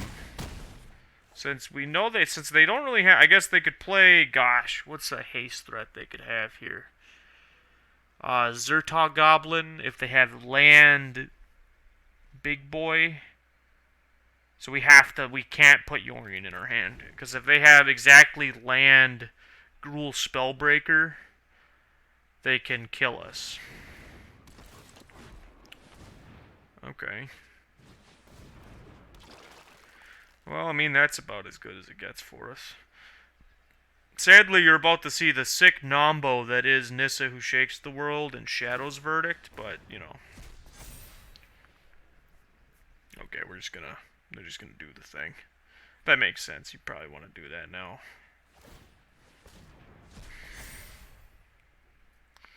So, I mean, that's not very good either, but we're gonna play our Emergent Ultimatum.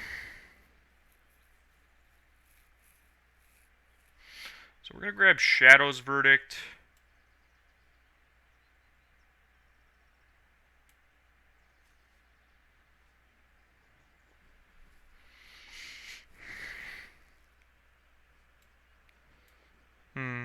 So we could do a few things here. We could grab something like, I think we're gonna grab the sweeper no matter what. We could grab Valky and I think we're gonna grab the sweeper and we're gonna grab Arlen's Epiphany, and then it's just like a decision of whether or not it's Liliana or Valky here.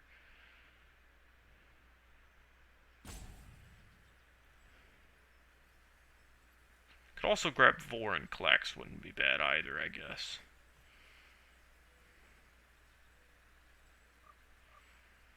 Matter of fact, I think we're actually going to grab...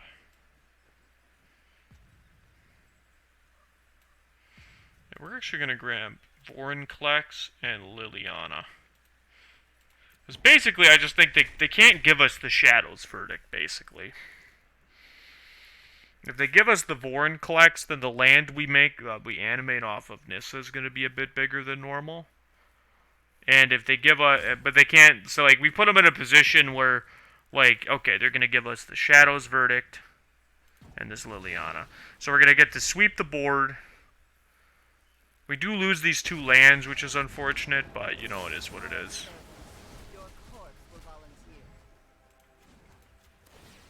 Yeah, they're conceding. So yeah, that was pretty much an unwinnable pile. Any combination of those 2 cards would have been game over. So this is exactly the matchup that Aethergust is in here for. This is definitely not a matchup where Narset shines. I like Brazen Borrower. I don't like Commit. Don't like Supreme Will. I barely even like Pact of Negation. Alright. Continue on here.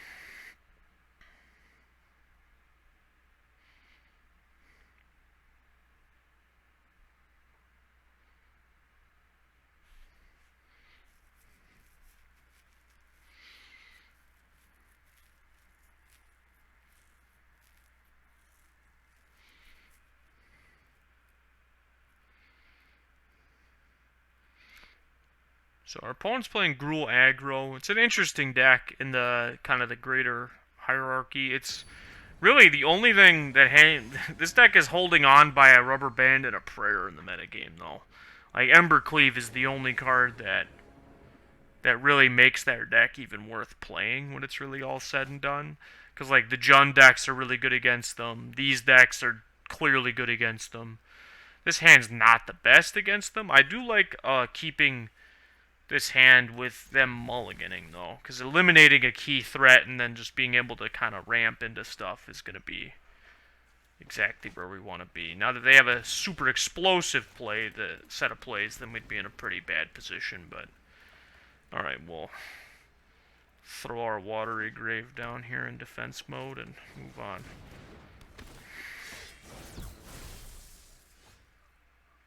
Okay. I don't hate drawing a tap land for turn 3. Because I think we're just going to be holding up interaction pieces here. So we'll let them go to attacks and whatnot and just sort of... Yeah, this is fine. We'll let them pay that energy out. That's one of those things where it's like it's the most technically correct play that we're making, so... Because this takes... In the world where they start beating my head in with the second copy of that card, then I'd rather we have been in the position where they had one less energy than what they could have had. You got it, bro.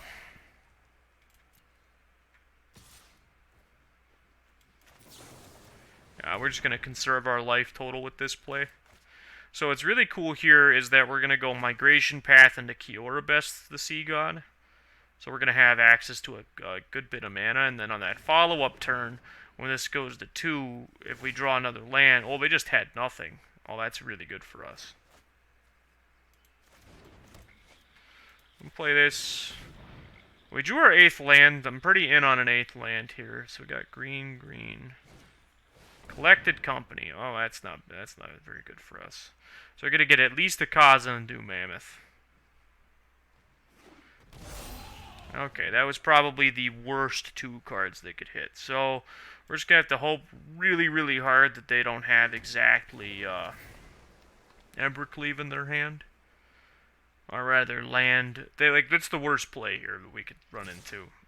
Alright, well, that's the start of the least worst play. Yep, they got an Embercleave. So the good news is we're going to have an 8/8 that can block that and trade with it. The bad news is I don't think that's really going to matter. Is there any argument to do this first? No, I think we just play the... We're just going to put the 8/8 on the battlefield. So one thing that's nice here is that we can block... Next turn we can just Yori and do this again, but this is going to tap all of their non-land permanents. Well, that just kills us, right?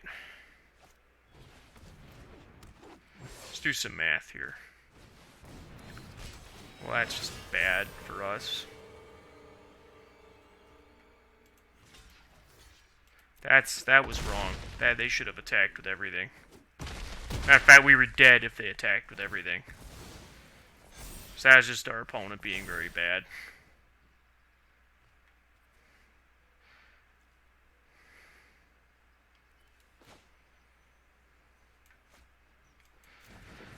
Real question is do I still want to make that same play? I think I do. So this puts a lot of power on the battlefield. 12 power. And it's going to tap all their stuff again. But I'm going to need to find a way to gain some life pretty quickly, because this Clothis is about to kill me. So I can tack them down to 10. They'll have to chump block.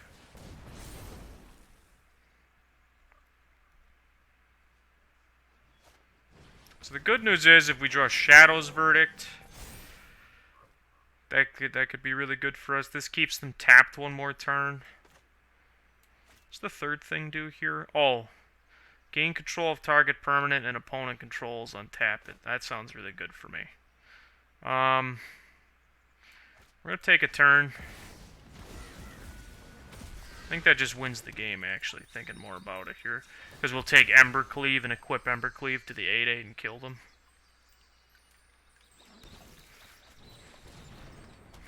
Just putting our Gruul opponent in their place. I want both of these cards.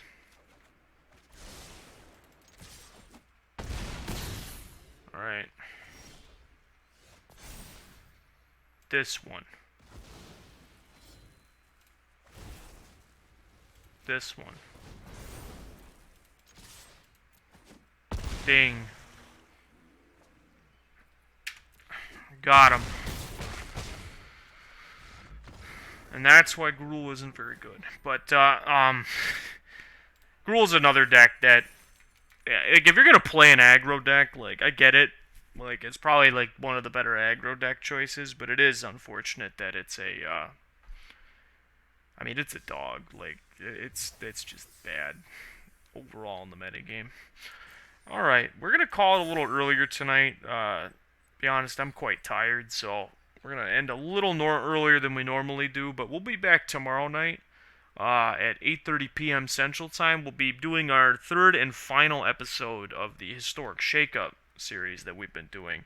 So we'll have our recurring guest, Drabby Noops, on the show to, of course, discuss the updated ban list, as well as, of course, some of the different strategies we wanted to bring to you, and even talking a little bit more about the kind of the future moving forward and why we're going to play some of the decks we're going to play to really start preparing ourselves for Strixhaven, as well as the Strixhaven Mystical Archive. So, of course, if you haven't already, you can check out our YouTube channel, where we actually did a review of the Strixhaven Mystical Archive. You could type !YouTube in the chat. It'll actually populate you a link here to our YouTube channel. So if you have the opportunity, go ahead and check that out. Give that video a view. You're going to hear my opinion where we talk about the different cards in the Mystical Archive that's coming up with the new set, which is going to add in some pretty powerful cards like Faithless Looting and Brainstorm to the set. As well as we'll be having an upcoming video where we talk more about the Strixhaven set proper, cards that are coming up. There's a lot of really good looking cards in Strixhaven, and I'm really excited to play with that set. So the historic shakeup we've been doing with Drabby Noobs, one of our moderators, where we bring him on and we have more of a dialogue and talk about it. That wasn't too long ago. We've done one last week and one the week prior, where we just focused the whole stream on the historic shakeup, where we just had a good time talking and and exploring the different decks. So we're gonna be doing that tomorrow night. So please feel free, come ahead and check us out. You can also check us out at a few other places. Like I mentioned, our YouTube, which you can type !YouTube in the chat. Check out our YouTube channel. We also have a Facebook page where I post the spoilers for those who just want it all in one condensed place, make it a little easier, a little more secure for them. And of course, you can even check out our Discord. You can come work with me in the salt mine, as it's called, by typing !Discord in the chat. So, of course, you can join that. That's my Discord server, where I, of course, announce when I'm going live, as well as it gives you a way to more directly interact with me when I'm offline from the stream. So I absolutely appreciate anybody, checking out those different pages, giving them a like, giving them a subscribe, and giving them a follow. I absolutely appreciate, like your Facebook page. Thank you. I appreciate that. Absolutely. I appreciate you liking the Facebook page. It's we're trying to grow, the stream and the brand, on every, platform that we can, of course, because we're trying to get to that affiliate mark, and getting those likes and subscriptions everywhere is really just going to be a good thing for us in the long run. So I appreciate anybody taking the time to check out our pages. But I'm going to call for the night. I appreciate everybody spending just a little bit of their Tuesday night here with me, of course, and I hope you all have a wonderful rest of your night, and we will see you again soon.